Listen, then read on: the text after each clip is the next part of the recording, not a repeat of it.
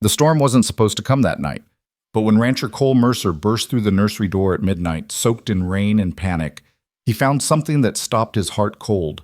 The poor widow he'd hired just to clean his barn was cradling his screaming twins, tears streaming down her face as she whispered, "I'm so sorry I couldn't save mine."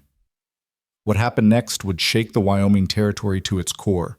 Stay with me until the end of this story and comment what city you're watching from so I can see how far this tale has traveled. The stagecoach rattled to a stop outside Redwood Ranch on a Tuesday afternoon in late September 1887, kicking up dust that hung in the air like a question nobody wanted to answer. Eleanor Gray was the only passenger to step down onto the hard-packed earth of the Wyoming Territory, and she did so with the careful movements of a woman who'd learned that life could knock you flat if you gave it half a chance. She was 32 years old, but looked older, the kind of older that doesn't come from years, but from carrying weight no human shoulders were meant to bear. Her dress was clean but threadbare, patched at the elbows with fabric that didn't quite match. Her brown hair, streaked with premature gray, was pulled back so tight it made her temples ache. But she didn't loosen it. Pain was familiar. Pain was almost a comfort now. The canvas bag she carried held everything she owned in the world.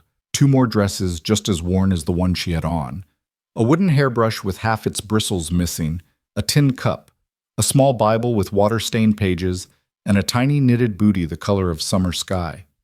That bootie never saw a baby's foot. It was supposed to. God knows it was supposed to.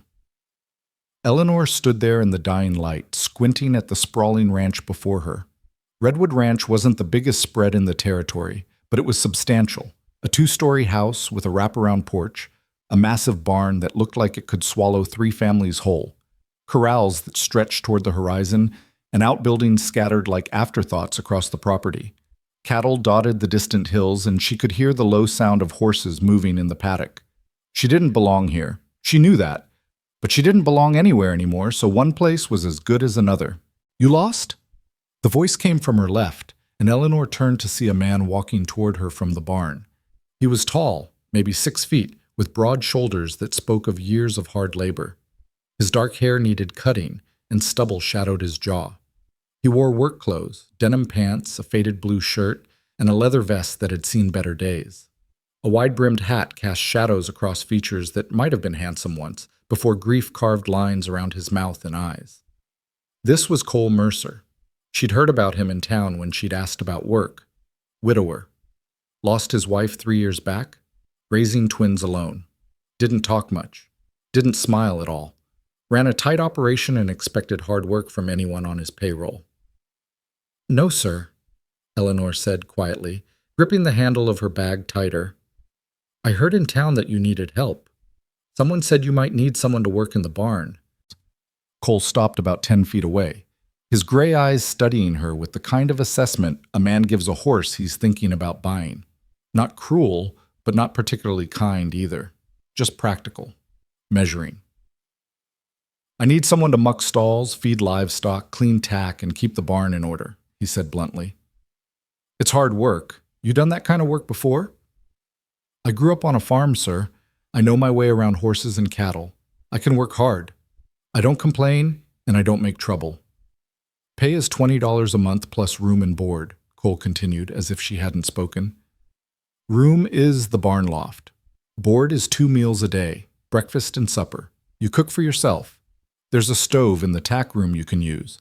You stay out of the main house unless I specifically tell you otherwise. You don't bother my children. You don't gossip with the house staff. You do your work and keep to yourself. Those are the terms. You can take them or leave them. $20 a month. Dollars. Eleanor had been making half that doing laundry and mending in town, barely scraping together enough for a rented corner of a room that smelled like cabbage and despair. The woman who owned the boarding house had made it clear just yesterday that if Eleanor couldn't come up with next week's rent, she'd be on the street. "I'll take them, sir," Eleanor said. Cole gave one curt nod. "You start now. Barn's through there. My foreman Dutch will show you what needs doing. He'll also show you where you'll sleep and where the extra blankets are kept. Gets cold at night this time of year." "Thank you, sir." Cole was already turning away, heading back toward the house, when he paused and looked over his shoulder.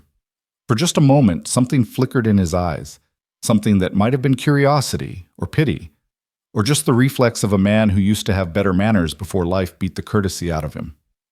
"What's your name?" he asked. "Eleanor Gray, sir." "Who, you got family, Eleanor Gray?" The question landed like a fist to her sternum. Eleanor's throat tightened, and she had to swallow twice before she could answer. "No, sir, not anymore." Cole held her gaze for another moment, and she saw something shift in his expression. Recognition, maybe. The look of someone who understood that particular kind of alone. "Well then," he said quietly, "welcome to Redwood Ranch." Then he was gone, disappearing into the house and closing the door firmly behind him. Eleanor stood there for a moment, listening to the wind whisper through the grass and the distant lowing of cattle. Then she picked up her bag and walked toward the barn. The barn was enormous. It had to be 50 feet long and nearly as wide, with a high-peaked roof and a hayloft that ran the entire length of the building. The smell hit her immediately. Hay and horses, leather and manure, dust and wood, and something else she couldn't quite name. Something that smelled like work and sweat, and animals living their lives in the uncomplicated way animals do. A man was forking hay into one of the stalls when she entered. He was shorter than Cole, stocky and graying, with the kind of weathered face that suggested he'd spent every day of his 60-some years outdoors. "You must be the new barn hand," he said, setting down the pitchfork and wiping his hands on his pants. "I'm Dutch, been working for Cole since before his pa died and left him this place." "Eleanor Gray," she said, extending her hand. Dutch shook it with a firm grip. "You ever worked a ranch before, Eleanor?" "Farm, sir. Not a ranch, but I'm a fast learner." "Well, you'll need to be. We got 20 horses in here on any given day, plus whatever cattle we bring in for doctoring or when the weather turns bad. You'll muck stalls twice a day, morning and evening. You'll feed and water the stock. You'll clean and oil tack. You'll sweep the floors and keep the hayloft organized. You'll fix anything that breaks if you can, and you'll fetch me if you can't. I do most of the veterinary work, but you'll assist when needed. Sound manageable?" "Yes, sir." "Good. Let me show you where you'll sleep." Dutch led her up a ladder to the loft. It was spacious up there, lit by 2 windows at either end that let in slanting afternoon light. Hay bales were stacked along one side, leaving a clear space on the other where someone had set up a rough living area. A cot with a thin mattress, a small table, a chair, and a trunk for storage. "Ain't much," Dutch said, "but it's dry and out of the wind. There's extra blankets in the trunk. Outhouse is behind the barn. You can wash up at the pump by the corral. The tack room has a wood stove you can use for cooking. We keep basics down there. Coffee, flour, salt, some bacon, if you're lucky. You can supplement with eggs from the chicken coop if you're nice to the hens." Eleanor set her bag on the cot. The mattress was thin, but it was better than some places she'd slept. "Thank you," she said. "I appreciate the work." Dutch studied her for a moment, his eyes kind despite the gruffness in his voice. "You running from something or toward something, girl?" The question was gentle but direct. Eleanor considered lying, then decided there was no point. She'd be found out eventually anyway. "Neither, sir. I'm just trying to survive." Dutch nodded slowly. "Well, that's an honest answer. I can work with honest. Come on down when you're settled. I'll show you the routine." He climbed back down the ladder, leaving Eleanor alone in the loft. She sat on the edge of the cot and looked around at her new home. It wasn't much, but it was hers, at least for now. And right now, that was enough. She allowed herself 30 seconds to sit still, to breathe, to let the exhaustion wash over her. Then she stood up, smoothed her dress, and climbed back down the ladder to begin her work. The next 3 weeks passed in a blur of labor that left Eleanor's muscles screaming and her hands raw, despite the calluses she'd built up over the years. She rose before dawn every morning, when the sky was still purple and the stars were fading. She'd make her way down from the loft, light a lantern, and begin mucking out the stalls while the horses shifted and nickered in their sleep. There was something peaceful about those early morning hours. The barn was quiet except for the soft sounds of animals breathing and the rhythmic scrape of her shovel against wood. The work was hard, but it was simple, direct. You could see the results immediately: a clean stall where there'd been a dirty one, fresh hay where there'd been old, water buckets filled where they'd been empty. Dutch was a patient teacher, showing her how to properly clean and oil the tack so the leather stayed supple, how to check a horse's hooves for stones or injury, how to measure out grain so each animal got exactly what it needed. He didn't talk much while they worked, but when he did speak, it was usually to share some piece of practical wisdom. "Horse acts up when you're leading it, you check its feet first," he told her one morning. 9 times out of 10, there's a stone or a bruise. Animal can't tell you what's wrong, so you got to be paying attention. Eleanor paid attention. She paid attention to everything. She paid attention to the rhythms of the ranch, the way the cowboys rode out before sunrise and didn't return until dusk, covered in dust and smelling like cattle and sage. The way the house staff moved around the main building, a handful of women who eyed her with suspicion whenever they came to the barn for fresh eggs or to deliver messages to Dutch. She paid attention to Cole Mercer, though she tried not to. He was a hard man to read. He moved through the ranch like a force of nature, efficient, decisive, and utterly self-contained. He spoke to his men in short, clipped sentences that brooked no argument. He rode out with them most mornings and returned with the same grim set to his jaw that suggested he carried the weight of the whole operation on his shoulders alone. Eleanor saw him from a distance most days. He'd ride past the barn, his eyes sweeping over everything with the practiced gaze of a man who missed nothing. Sometimes he'd stop to speak with Dutch about a horse or a repair that needed doing. He never spoke to Eleanor directly. Barely looked at her, in fact. And she was careful to stay out of his way, to become invisible the way she'd learned to become invisible in every place she'd been since losing everything that mattered. But she saw the house, and she saw the children. They were 3 years old, the twins, a boy and a girl. She'd glimpsed them a few times through the windows of the main house, moving like small ghosts through rooms that seemed too big for them. The house staff mentioned them occasionally, how Miss Lily wouldn't eat her vegetables, how Master Sam had gotten into the flour bin again, how they drove their father to distraction with their endless energy and needs. Eleanor never got close to the house. She honored Cole's instructions to the letter. But sometimes in the evenings when the work was done and she sat in the loft watching the sun set over the Wyoming hills, she could hear them. Laughter sometimes. Crying more often. The high piercing wail of children who needed something they weren't getting. Those sounds reached into her chest and twisted something there. Something that had been twisted so many times it was permanently bent out of shape. She'd lost her baby 4 years ago. A little boy, born too early, who'd lived for 3 hours in her arms before slipping away so quietly she almost didn't notice. She'd been alone then, too. Her husband had died 6 months earlier in a mining accident, and his family wanted nothing to do with the pregnant widow who had no money and no prospects. She'd held her son while he died, and she'd sung to him. A lullaby her own mother had sung to her. And when it was over, when the midwife had gently taken the tiny body from her arms, Eleanor had folded up that song and locked it away in a place so deep inside herself that she thought she'd never hear it again. But she heard it now sometimes, late at night, when the crying from the main house went on and no one seemed able to make it stop. She heard it, and something in her chest ached with a pain that was both old and fresh, both distant and immediate. The first real conversation she had with Cole Mercer happened on a Thursday night in early October. Eleanor was in the tack room, sitting on an overturned bucket and eating a simple supper of fried eggs and bread, when the door swung open and Cole walked in. He looked exhausted, dark circles under his eyes, his hair sticking up like he'd been running his hands through it, his shirt untucked and stained with what might have been spit up. He stopped when he saw her, clearly not expecting anyone to be there. "Sorry," Eleanor said quickly, starting to stand. "I'll take this back to the loft." "No," Cole said, holding up a hand. "Stay. I just came to check if Dutch left the liniment for the bay mare's leg. You seen it?" "Yes, sir. Top shelf, left side." Cole found it, a dark bottle with a handwritten label. He stood there for a moment, holding it, staring at nothing in particular. Eleanor hesitated, then said quietly, "Sir, are you all right?" It was too personal a question. She knew that the moment the words left her mouth. But Cole didn't rebuke her.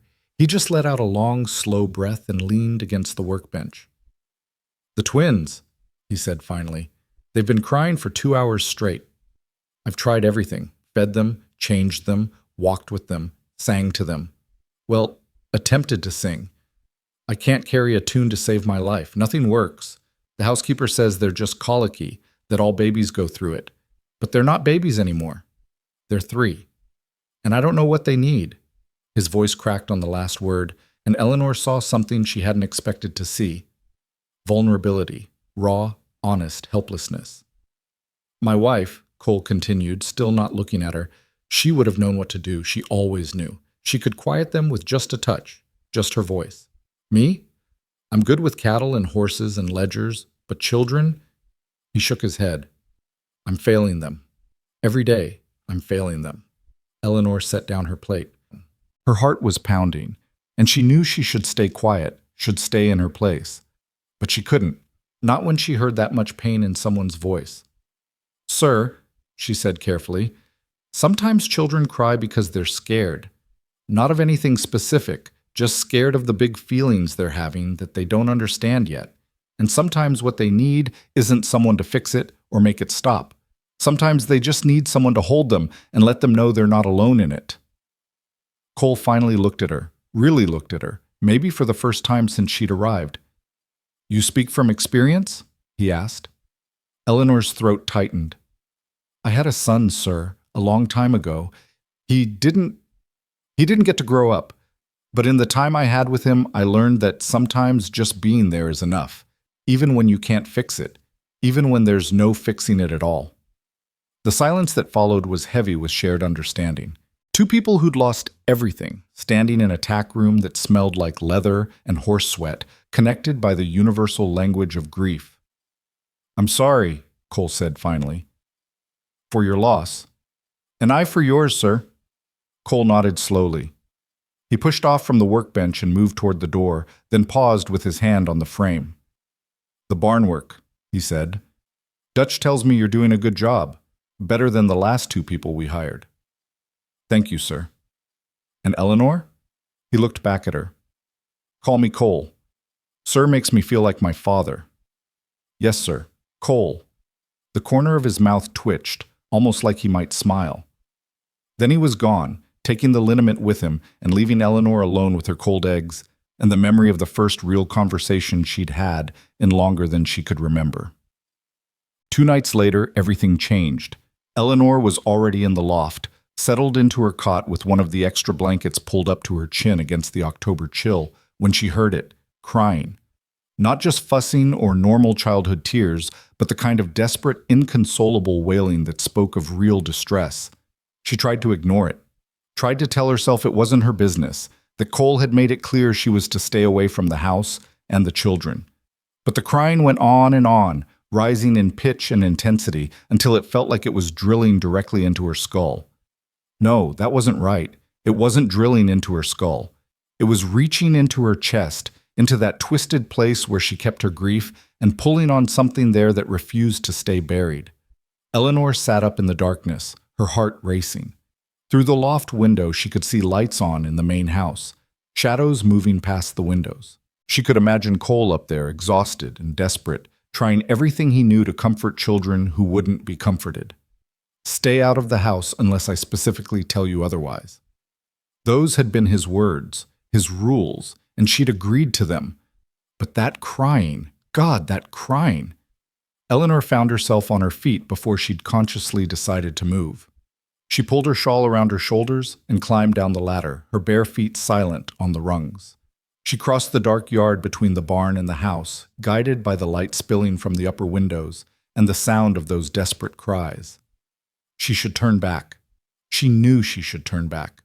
But her feet kept moving, carrying her up the porch steps and to the front door. She raised her hand to knock, then hesitated. What was she doing? She was the barn worker, the widow nobody wanted. What right did she have to... A particularly anguished wail cut through the night, and Eleanor's hand made the decision her mind couldn't. She knocked, 3 firm raps that echoed in the darkness. The door opened a moment later, and a middle-aged woman in a nightdress and cap stood there, her face haggard with exhaustion. This must be Mrs. Brennan, the housekeeper Dutch had mentioned. What do you want? Mrs. Brennan demanded, her voice sharp with irritation and exhaustion.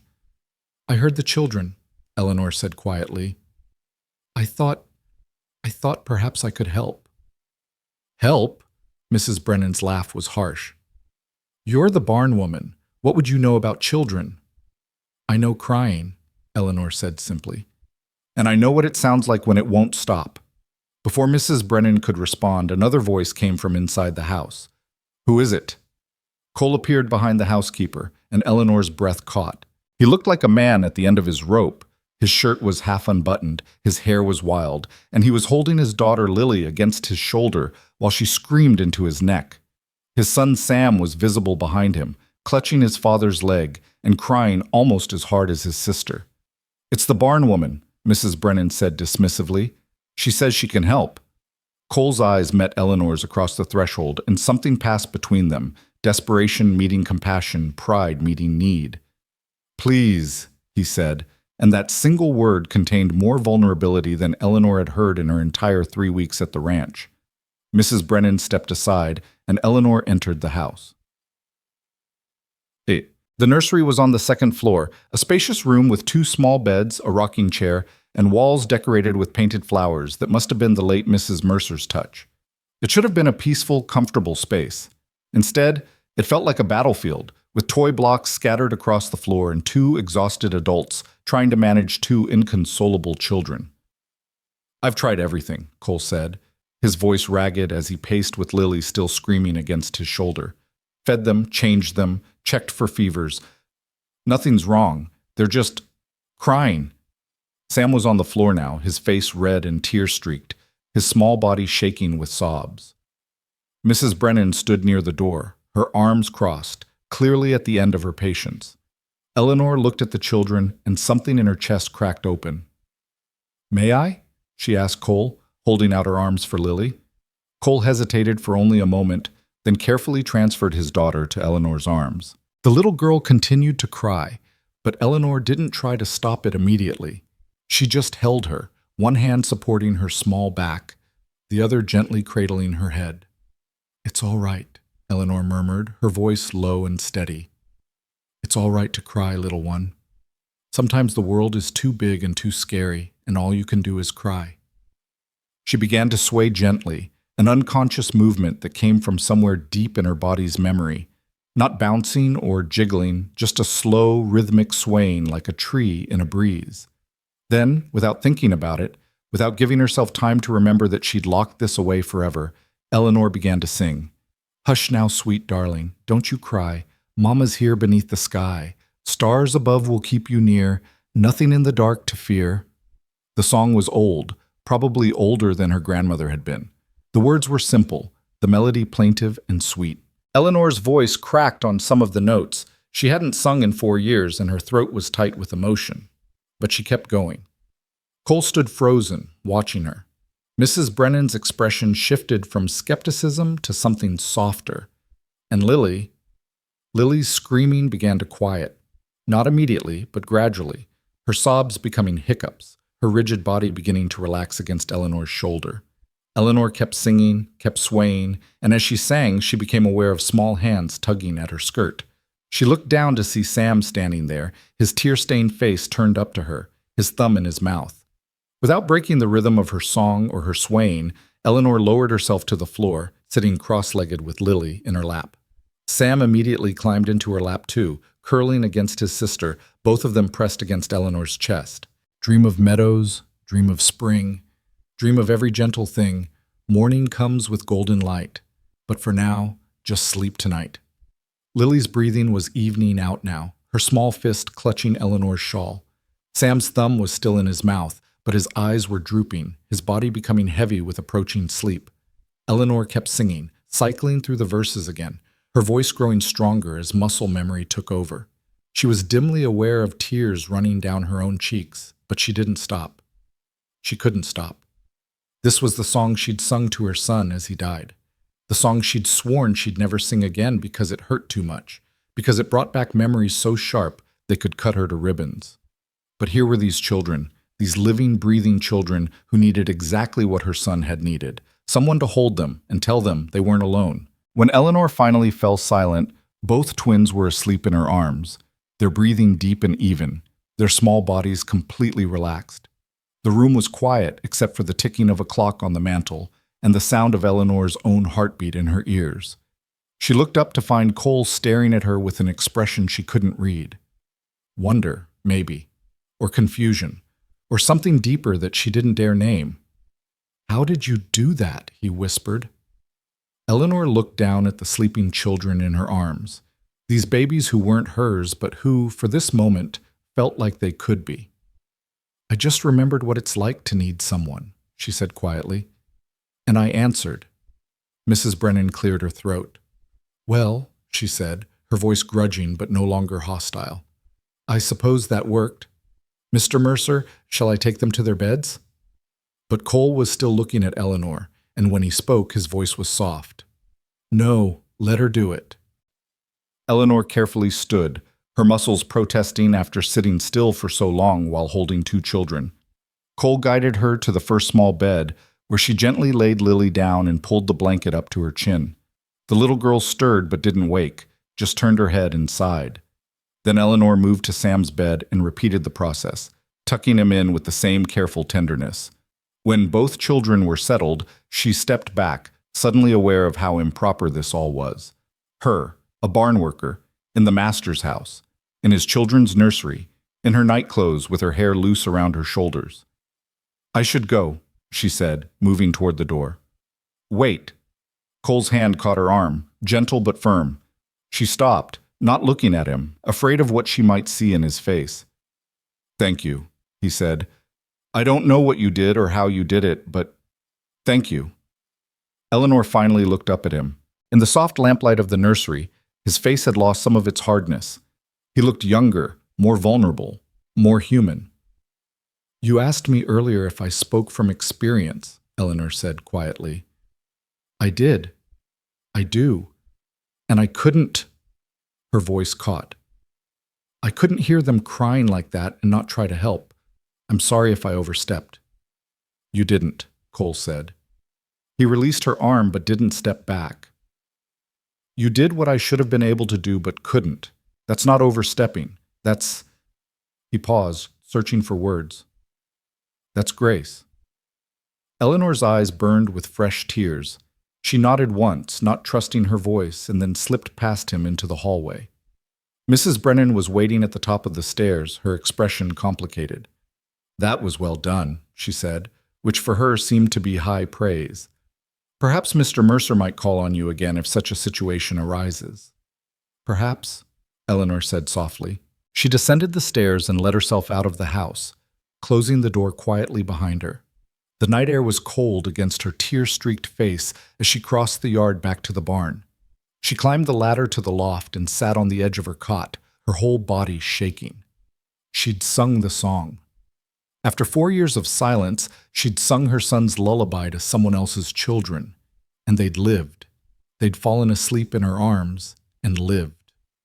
Eleanor buried her face in her hands and wept for her lost son, for these living children, for the man in the house who loved his babies but didn't know how to comfort them, and for herself, the widow who'd thought she'd buried her capacity to mother anything ever again.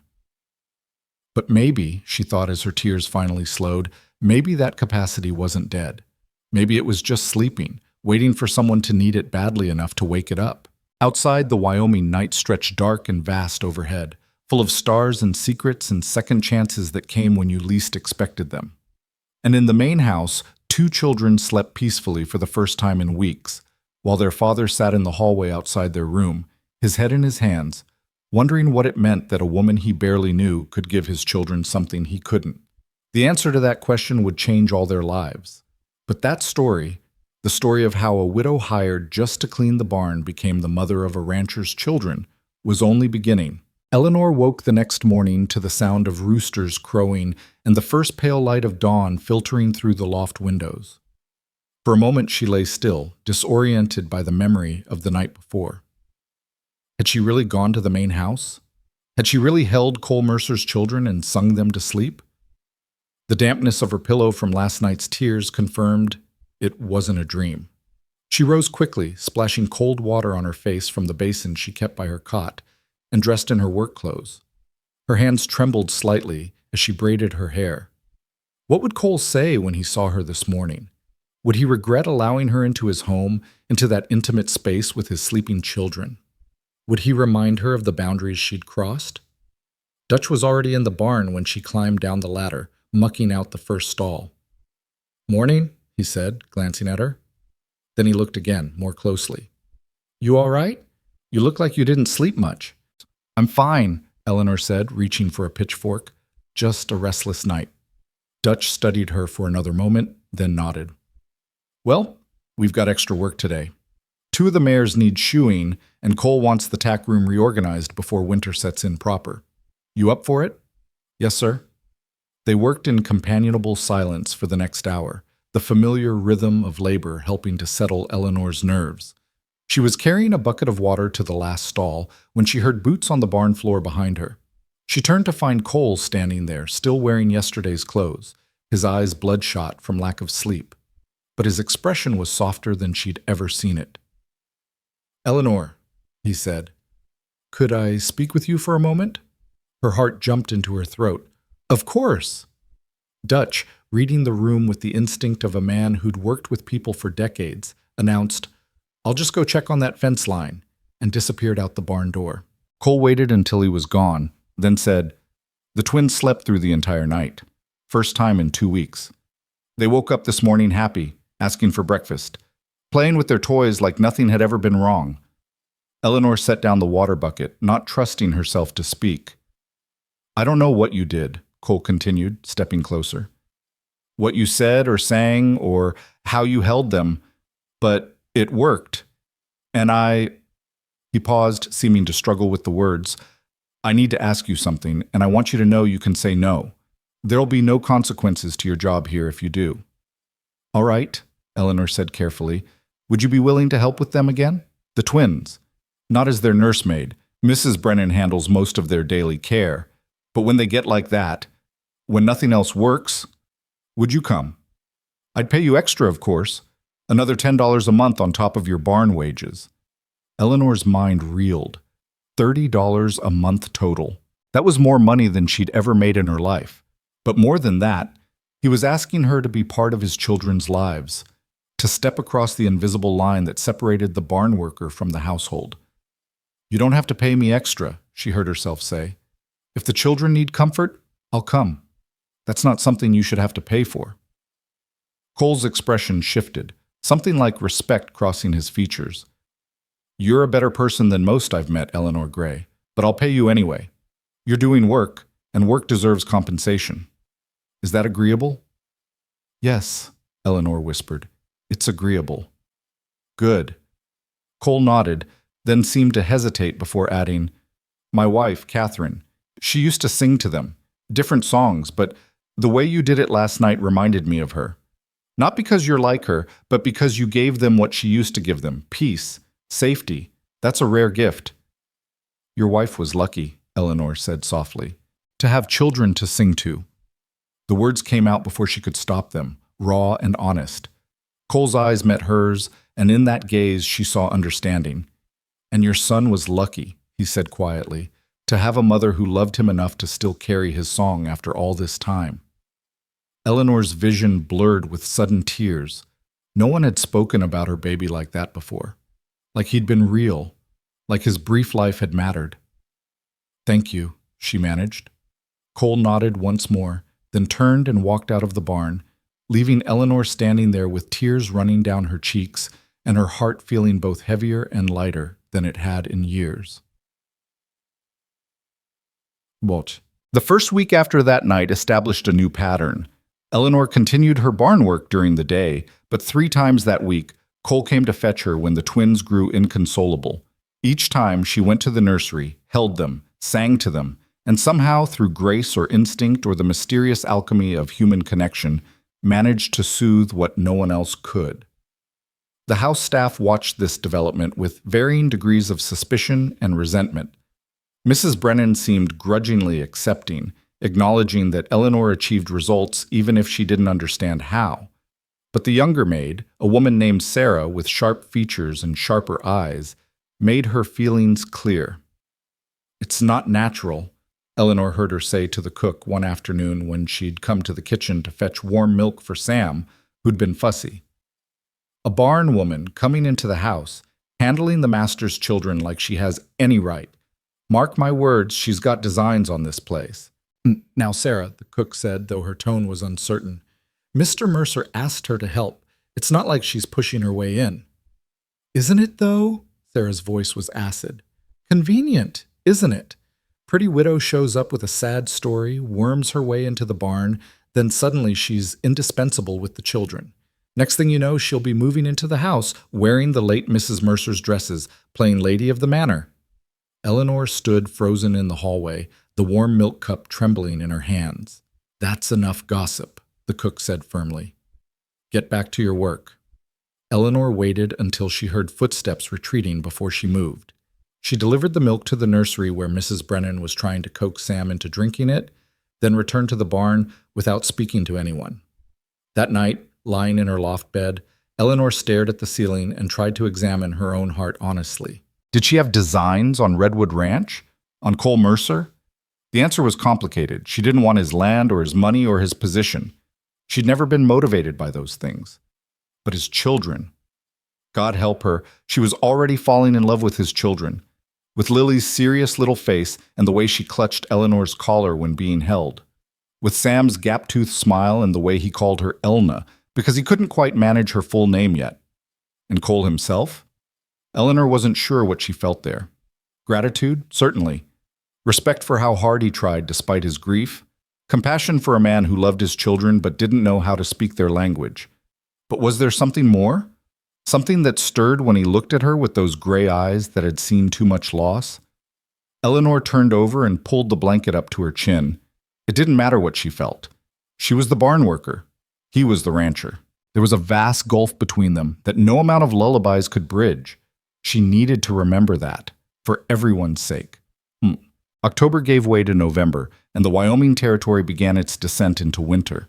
The days grew shorter and colder, frost coating the grass each morning. Eleanor acquired an extra blanket from Mrs. Brennan and spent her evenings in the tack room by the wood stove, mending her clothes and trying to stay warm. The twins continued to have their difficult nights, and Eleanor continued to answer when called. But she also began seeing them at other times. Lily started waiting by the barn door in the afternoons, watching for Eleanor to emerge from mucking stalls. Sam would toddle across the yard with Mrs. Brennan in tow, bringing Eleanor dandelions he'd picked, or interesting rocks he'd found. "They talk about you," Mrs. Brennan said one afternoon, her tone neutral but not unkind. "Ask for you when you're not around. I don't know if that's good or not, but I thought you should know." Eleanor's chest tightened. "I never meant to confuse them or step on your toes, Mrs. Brennan. I know you're the one who cares for them." "I care for their bodies," the older woman said. "I feed them, clothe them, keep them clean and safe. But you—" She paused, choosing her words carefully. "You tend something different, something I can't reach. Maybe something they've been missing since their mother died. I'm not trying to replace her. I know that. But maybe they need someone who can give them what she used to. Mr. Mercer, he loves them fiercely. But he's a man, and he's drowning in his own grief. He can't be everything they need, much as he tries." Eleanor nodded slowly. "What are you saying?" Mrs. Brennan sighed. "I'm saying I'm not fighting you anymore.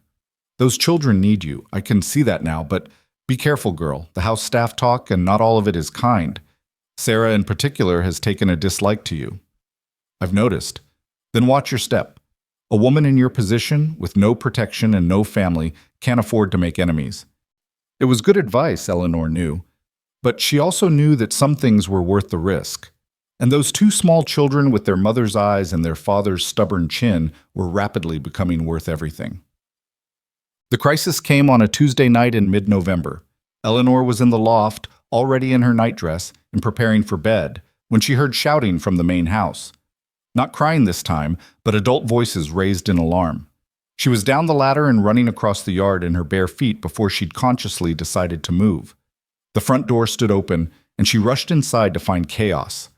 Cole was on the stairs carrying Sam, whose face was flushed bright red and whose breathing was labored and wheezing. Mrs. Brennan was right behind him with Lily, who was crying hysterically. "What happened?" Eleanor demanded. "Fever," Cole said tersely. "Both of them. Started an hour ago. Sam can't breathe right." Eleanor looked at the little boy in Cole's arms and felt ice slide down her spine. She'd seen this before, in children on the farm where she'd grown up. Croup, they'd called it. It could be deadly if it got bad enough. "We need steam," she said immediately. "Bring him to the kitchen. Mrs. Brennan, set water to boil. Multiple pots. We need this room full of steam." For a moment, everyone froze, surprised by the command in her voice. Then Cole was moving, carrying Sam toward the kitchen, and Mrs. Brennan was hurrying ahead to fire up the stove. Eleanor took Lily from Mrs. Brennan's arms. The little girl was burning up, her forehead hot against Eleanor's cheek. "Sarah!" Mrs. Brennan shouted. "Fetch cold water and cloths, now!" The next hour was a blur of controlled panic. They closed the kitchen doors and windows, letting the room fill with steam from the boiling pots. Cole held Sam upright, the little boy's chest heaving with each labored breath, while Eleanor showed him how to tent a towel over Sam's head to trap the steam. "Breathe, baby," Cole murmured, his voice rough with fear. "Come on, Sam. Breathe for Papa." Eleanor worked on Lily, sponging her burning skin with cool water, trying to bring the fever down. The little girl whimpered and cried, but gradually the flush in her cheeks began to recede. "Is he getting better?" Cole asked, his eyes wild with fear as he looked at Eleanor over Sam's dark head. Eleanor moved closer, listening to Sam's breathing. It was still labored, still wheezing, but the panic-inducing rasp had eased slightly. "The steam is helping," she said. "Keep him in it. Keep talking to him. Let him hear your voice." "I don't know what to say. Anything. Tell him about the ranch, about the horses, about tomorrow. Just let him know you're here." Cole nodded and began speaking in a low, steady voice. "Remember that bay mare, Sam? The one you liked? Tomorrow, when you're feeling better, we'll go see her. You can give her an apple. She likes apples almost as much as you do." Eleanor worked between both children, monitoring their breathing, their temperatures, their responses. Mrs. Brennan kept the water boiling, refreshing the steam. Even Sarah, despite her hostility, worked efficiently, bringing clean cloths and fresh water when needed. It was nearly midnight when Sam's breathing finally eased to something close to normal.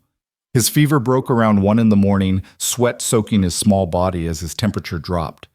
Lily's fever had broken an hour earlier, and she'd fallen into an exhausted sleep in Eleanor's arms. Cole slumped against the kitchen wall, still holding Sam, his face gray with exhaustion and lingering fear. "How did you know what to do?" he asked Eleanor. "My father's farm," she said quietly, gently shifting Lily to a more comfortable position. "We lost a child to croup when I was young, a neighbor boy. After that, my mother learned everything she could about treating it. She taught me. Said you never know when knowledge like that might save a life. It saved one tonight," Cole said, his voice thick. "Maybe 2. If you hadn't been here, if you hadn't known—" He couldn't finish the sentence. "But I was here," Eleanor said firmly, "and they're going to be fine." Mrs. Brennan, sitting at the kitchen table with her head in her hands, looked up. "You should sleep here tonight," she said to Eleanor. "Both of you should. Stay close to the children in case they take a turn." It made sense, but Eleanor hesitated. "I don't want to presume—" "You've earned the right to presume," Cole interrupted. "Mrs. Brennan is correct. We'll all stay down here tonight. There's a settle in the parlor that's long enough to sleep on, and the couch in the library. I'll take one, you take the other. Mrs. Brennan, can you set up a temporary bed for the twins in the drawing room, somewhere we can all hear them if they need us?" "Already planning it," Mrs. Brennan said, pushing herself to her feet. Within an hour, they'd created a makeshift sick room in the drawing room. Both twins were settled on a pallet of blankets and pillows on the floor, still sleeping deeply. Cole took the settle in the parlor, positioned where he could see through the drawing room doorway. Eleanor settled on the library couch with a blanket Mrs. Brennan provided. "Thank you," Mrs. Brennan said quietly before she went upstairs to her own room, "for knowing what to do, for being here." "Of course," Eleanor whispered. But sleep didn't come easily, despite her exhaustion. She lay in the darkness of the library, listening to the sounds of the house settling, the soft breathing of the children in the next room, and the occasional creak from the settle where Cole lay. "Eleanor?" His voice came quietly through the darkness. "You still awake?" "Yes." "I need to tell you something." She waited, her heart beating faster. "When Catherine was dying," Cole said, his voice so low she had to strain to hear it, "she made me promise something. She said, 'Don't let them grow up without softness, without someone who knows how to be gentle.'" I didn't understand what she meant then. I thought I could be both parents, could be everything they needed, but I was wrong. Eleanor heard him shift on the settle.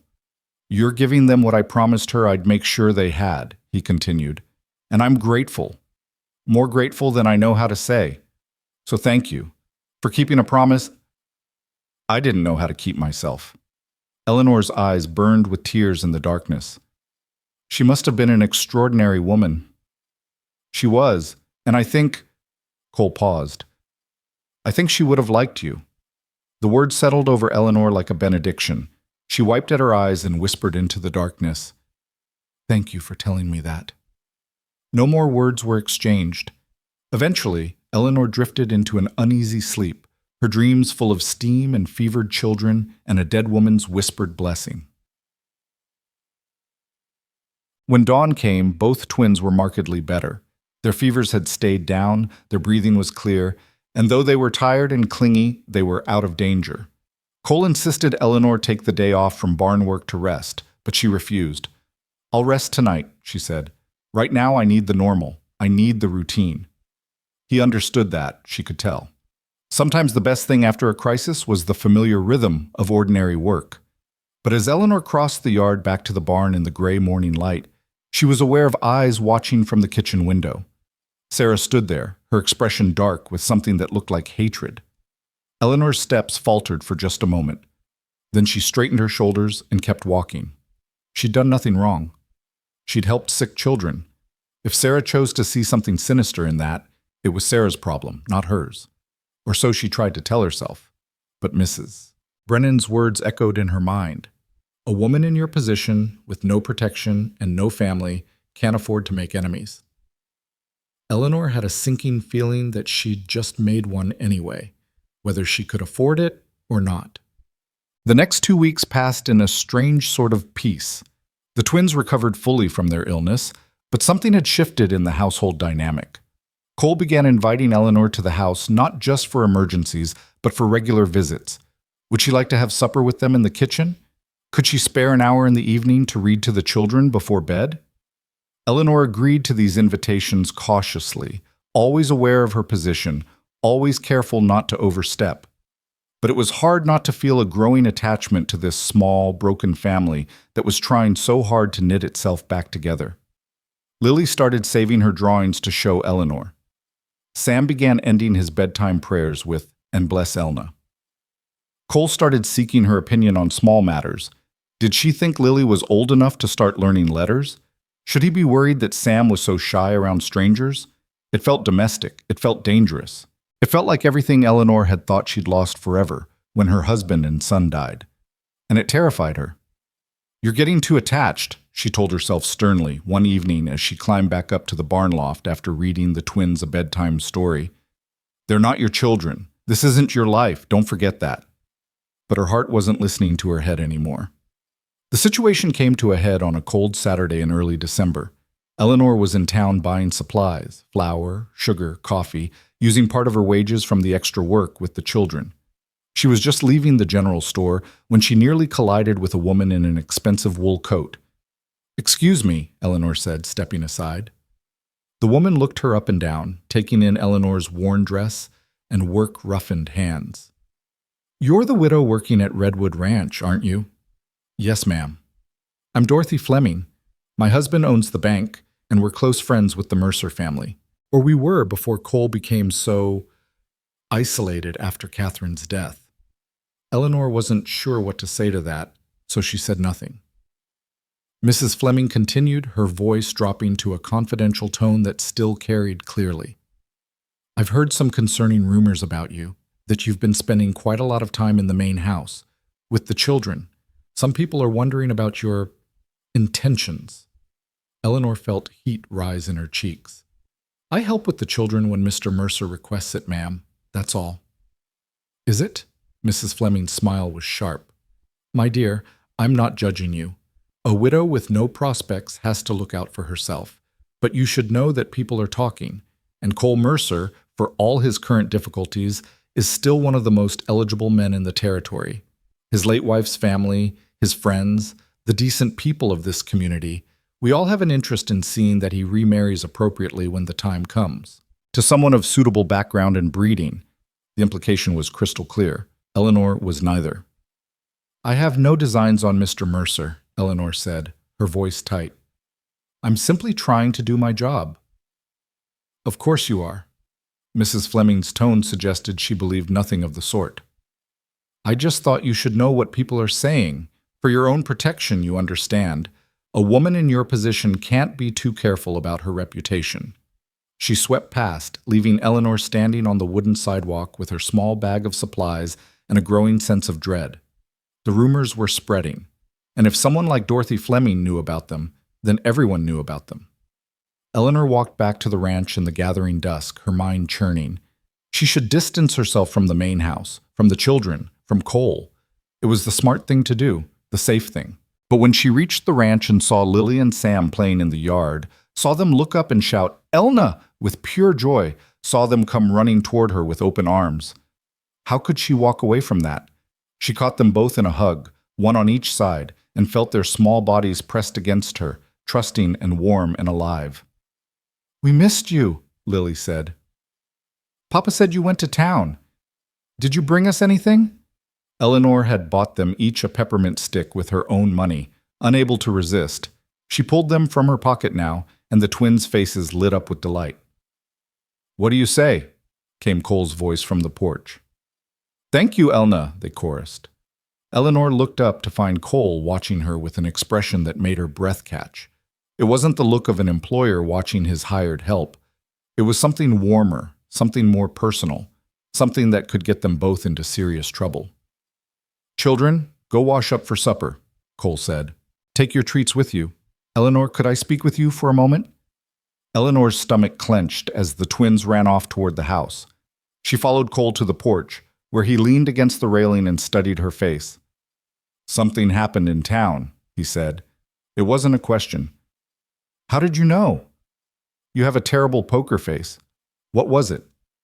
Eleanor hesitated, then decided he deserved the truth. I ran into Mrs. Dorothy Fleming. She informed me that people are talking about my presence here, about my work with the children. She suggested that I might have inappropriate intentions regarding your household. Cole's jaw tightened. Dorothy Fleming is a gossiping busybody who has nothing better to do than mind other people's business. Perhaps, but if people are talking, let them talk. Mr. Mercer, Cole, you don't understand. This could damage your reputation, the children's reputation. And mine is already worth so little that your reputation is worth everything to me, Cole interrupted, his voice fierce. Because you are worth everything to my children, and anyone who suggests otherwise will answer to me personally.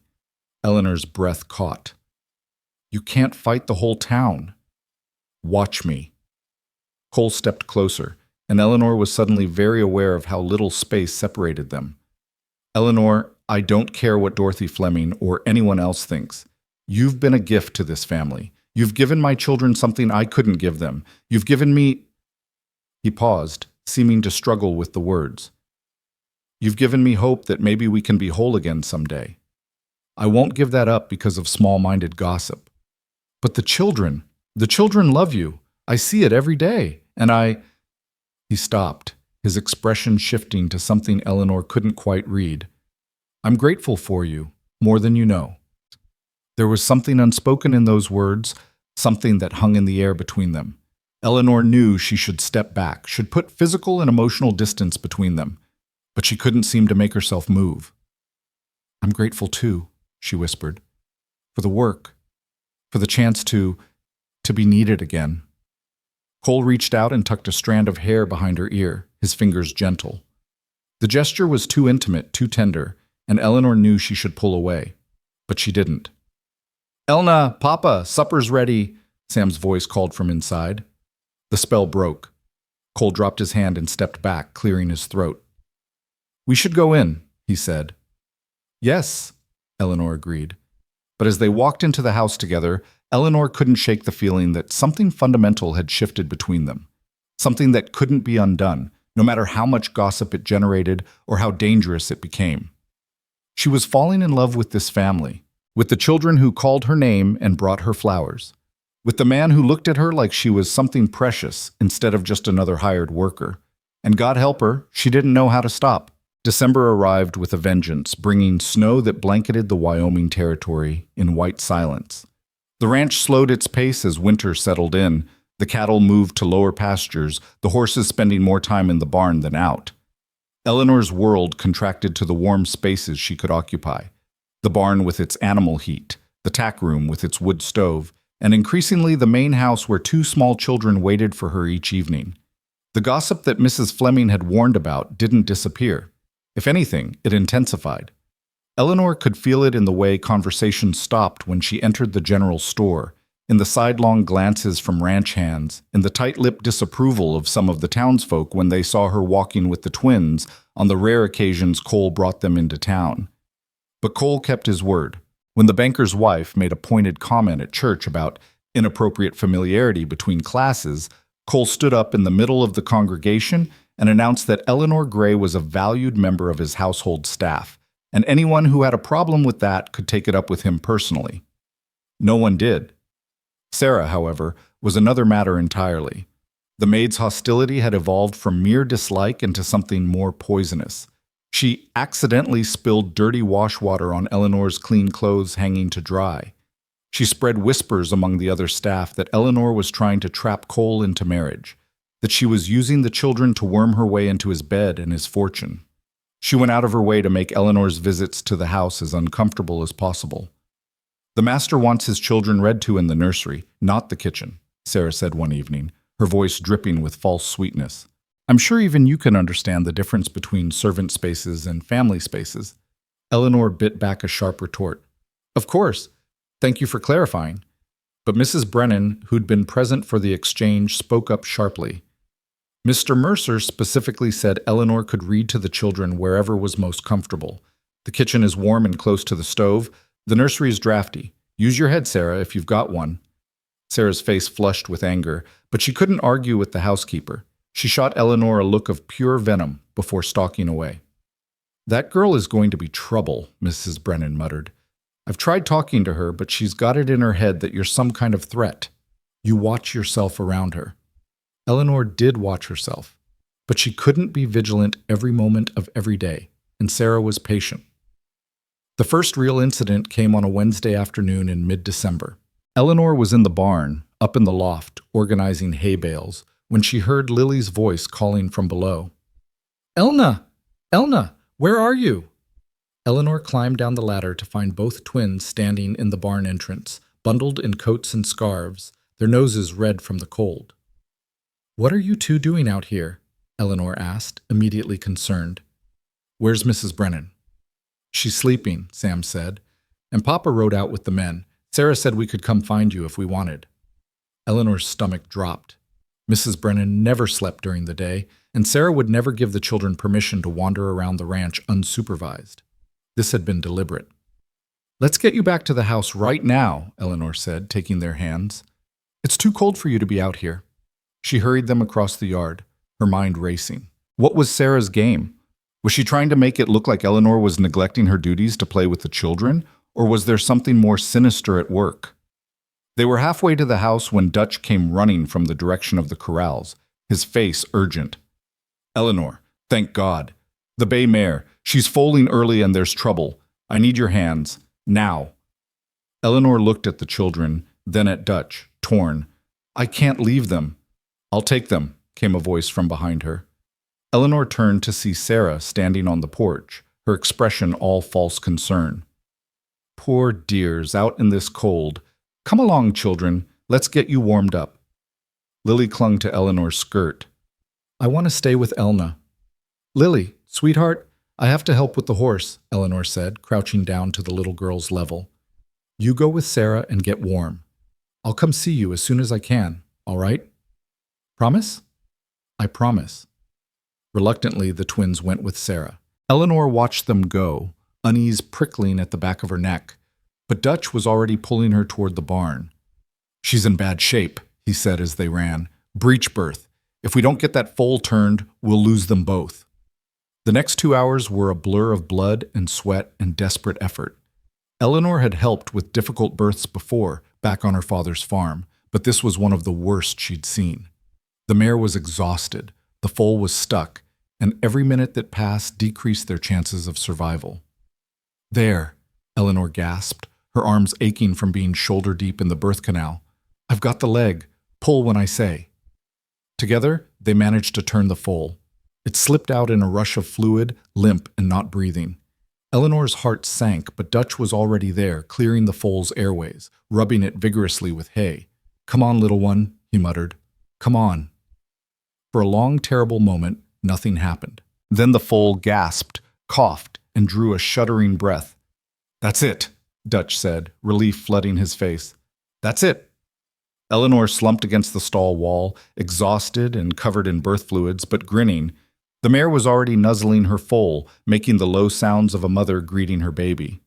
You did good, Dutch said, clapping Eleanor on the shoulder. Real good. Couldn't have saved them without you. You would have managed. No, I wouldn't have. Dutch's expression was serious. You've got a gift with animals and with people, from what I've seen. This ranch is lucky to have you. Eleanor's throat tightened with emotion. Thank you, Dutch. That means a lot. Now go get yourself cleaned up and go see those twins. They'll be wanting to know you kept your promise. Eleanor washed as best she could at the pump, though she knew she still smelled like horse and hay. Then she hurried to the main house as the winter sun began to set, painting the snow in shades of pink and gold. The house was strangely quiet when she entered. No sounds of children playing, no clatter from the kitchen where supper preparations should be underway. Hello? Eleanor called. Mrs. Brennan? No answer.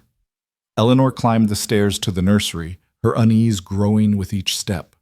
The door was closed, which was unusual. She pushed it open. The room was empty. The children's beds were neatly made, their toys put away. No sign of Lily or Sam. Eleanor's heart began to pound. She checked the other upstairs rooms, calling their names. Nothing.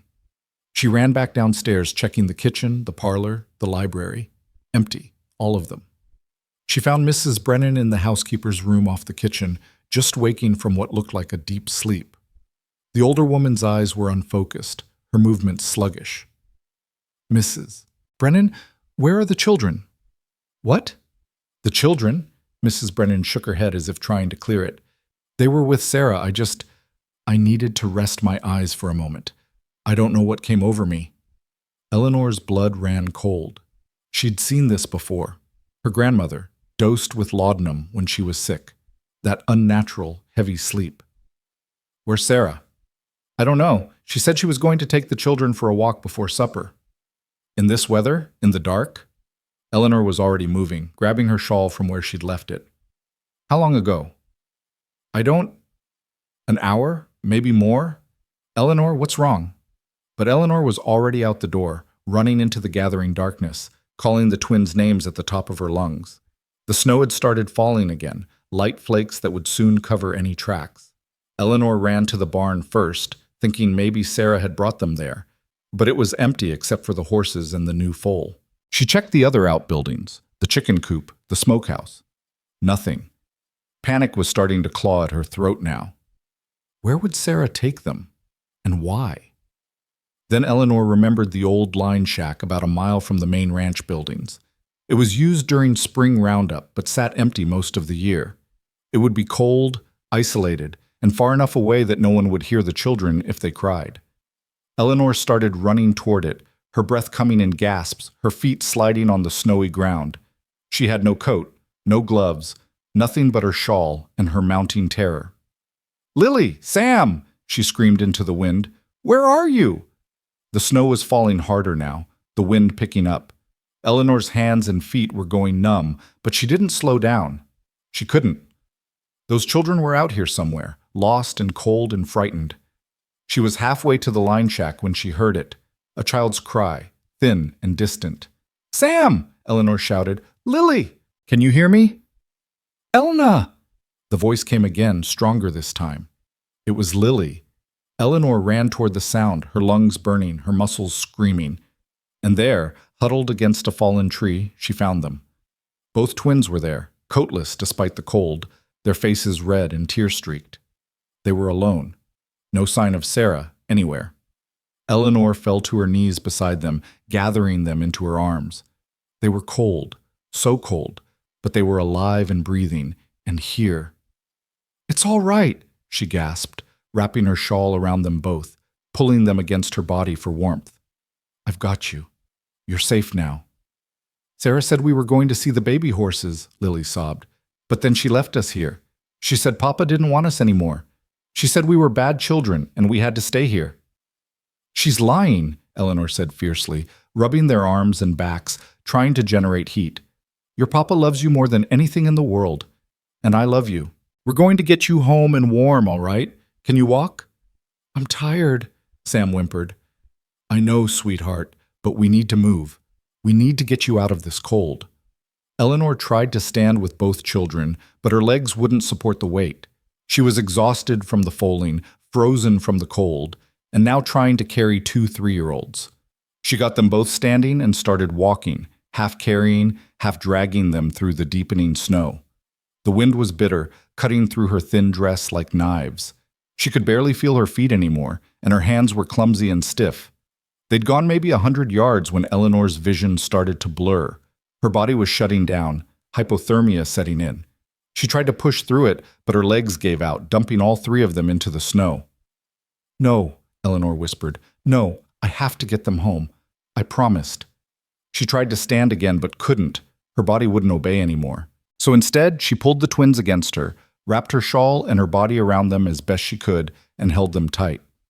If she couldn't get them home, she would at least keep them warm.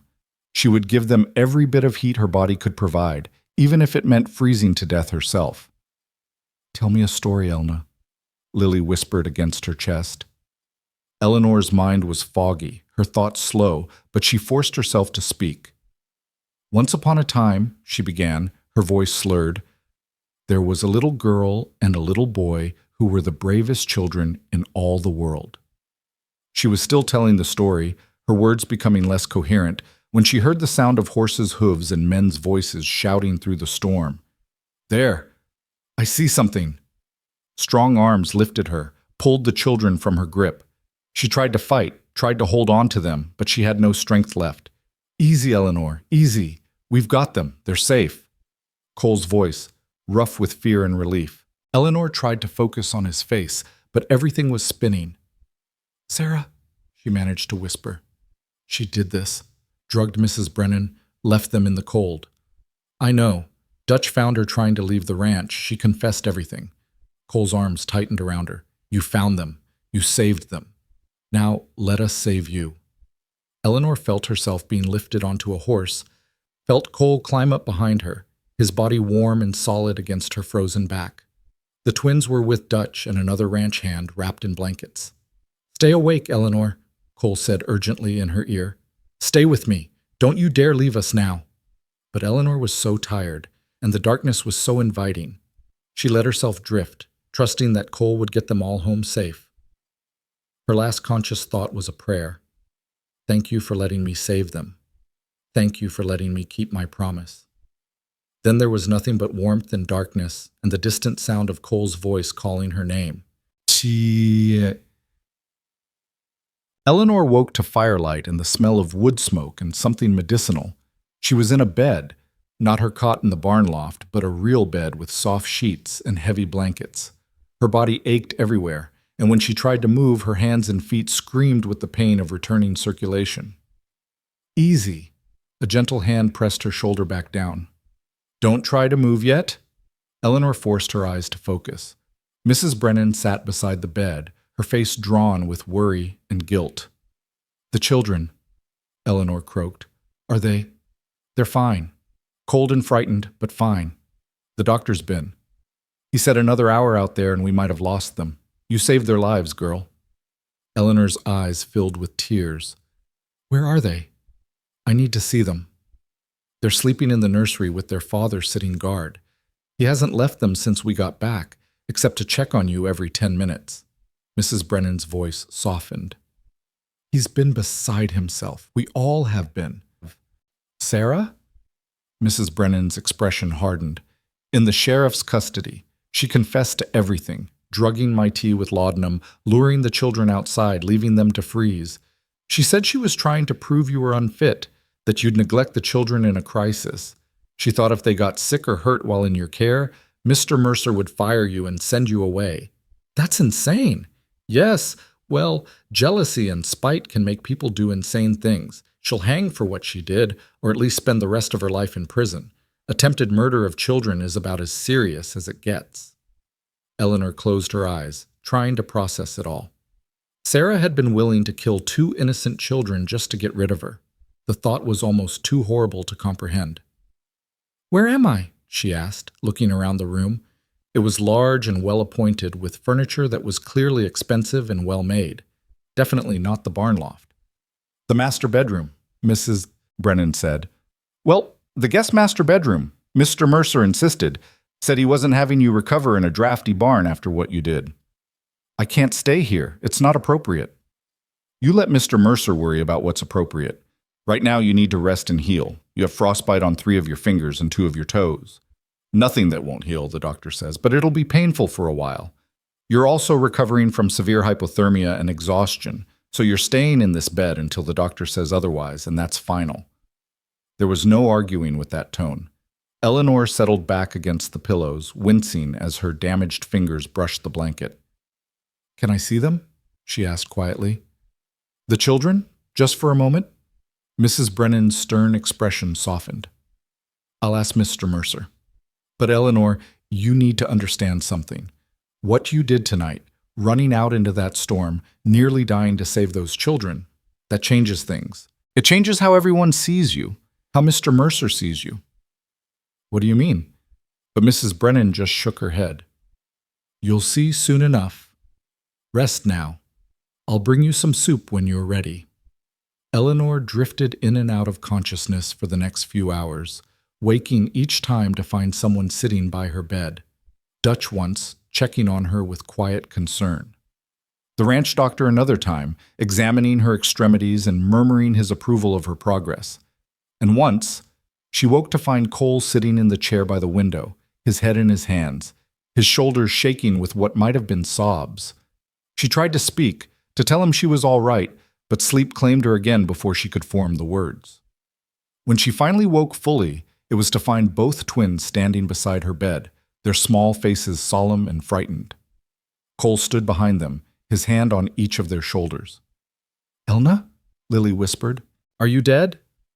Despite everything, Eleanor managed a weak smile. No, sweetheart. I'm not dead, just very tired. Papa said you saved us, Sam said, his thumb finding its way to his mouth. He said you ran into the snow and found us and kept us warm. Of course I did. I promised I would come find you, didn't I? But you got hurt, Lily said, tears spilling down her cheeks. Your hands are all bandaged and you're in bed like when people are dying. I don't want you to die, Elna. Come here, Eleanor said, lifting her less damaged arm. Cole helped them climb carefully onto the bed, and Eleanor gathered them against her side. They curled into her, their small bodies warm and alive and safe. I'm not going to die, she told them. I'm going to get better, and then I'm going to go back to work in the barn, and you can still come visit me every day. Nothing has to change. Everything has changed, Cole said quietly. His voice was rough, like he'd been crying or shouting, or both. Eleanor, what you did was what anyone would have done. No, Cole interrupted, moving closer to the bed. It's not. Most people would have gone for help, organized a search party, done the reasonable thing. You ran out into a blizzard with no coat, no supplies, nothing but your determination to find them. You nearly died saving my children. Our children, Eleanor said without thinking, then froze as she realized what she'd said. I'm sorry, I didn't mean... Don't apologize. Cole's hand found hers, careful of her bandaged fingers. Eleanor, I need to tell you something. I've been trying to find the words for weeks now, maybe months, and I've been a coward about it.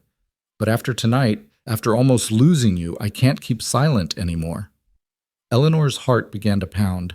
The twins, sensing the change in atmosphere, looked back and forth between the adults. "Cole, you don't have to—" "Yes, I do." He took a deep breath. "You came here as a barn worker. Someone to muck stalls and oil tack and stay out of the way. But from the first night you sang to my children, you became so much more than that. You became their comfort, their peace, the softness in their lives that my wife begged me to make sure they had. And somewhere along the way, you became essential to me too." "I'm just doing my job," Eleanor whispered. "No," Cole said firmly. "You're being family, and I'm asking, no, I'm begging for you to make it official." Eleanor's breath caught. She must have misunderstood. She must be feverish, hallucinating. "What are you saying?" Cole dropped to one knee beside the bed, still holding her hand. The twins gasped with excitement. "I'm saying marry me, Eleanor Gray. Marry me and be the mother my children need, be the partner I need, be the heart of this household that's been missing since Catherine died. I can't offer you romance or poetry. I'm a rancher, not a poet. But I can offer you a home, a family, and my promise that I will spend every day trying to be worthy of what you've given us." Eleanor stared at him, tears streaming down her face. This couldn't be real. Men like Cole Mercer didn't propose to widows who worked in their barns. They married women from good families, women with dowries and social standing, and— "Elna, say yes," Lily urged. "Then you can live with us always and always." "Please, Elna," Sam added. "Please be our mama." Eleanor looked at their faces, Cole's desperate hope, the twins' eager joy, and felt something break open in her chest. All the walls she'd built around her heart, all the defenses she'd erected to keep from getting hurt again, came tumbling down. "Yes," she whispered. Then louder, "Yes, I'll marry you." Cole's face transformed with relief and joy. He reached up to cup her cheek with his free hand, gentle with her injuries. "Thank you," he said roughly. "Thank you for saying yes. Thank you for saving my children. Thank you for coming into our lives and teaching us how to be a family again." The twins cheered, bouncing on the bed until Mrs. Brennan appeared in the doorway and scolded them for disturbing the patient. But she was smiling too, Eleanor noticed. Everyone was smiling. "There's going to be talk," Eleanor said quietly to Cole as Mrs. Brennan herded the children out to give them privacy. "People will say I seduced you, trapped you, used your children to—" "Let them talk," Cole interrupted. "I don't care what Dorothy Fleming or anyone else thinks. I know the truth. You're the woman who risked everything to save my children.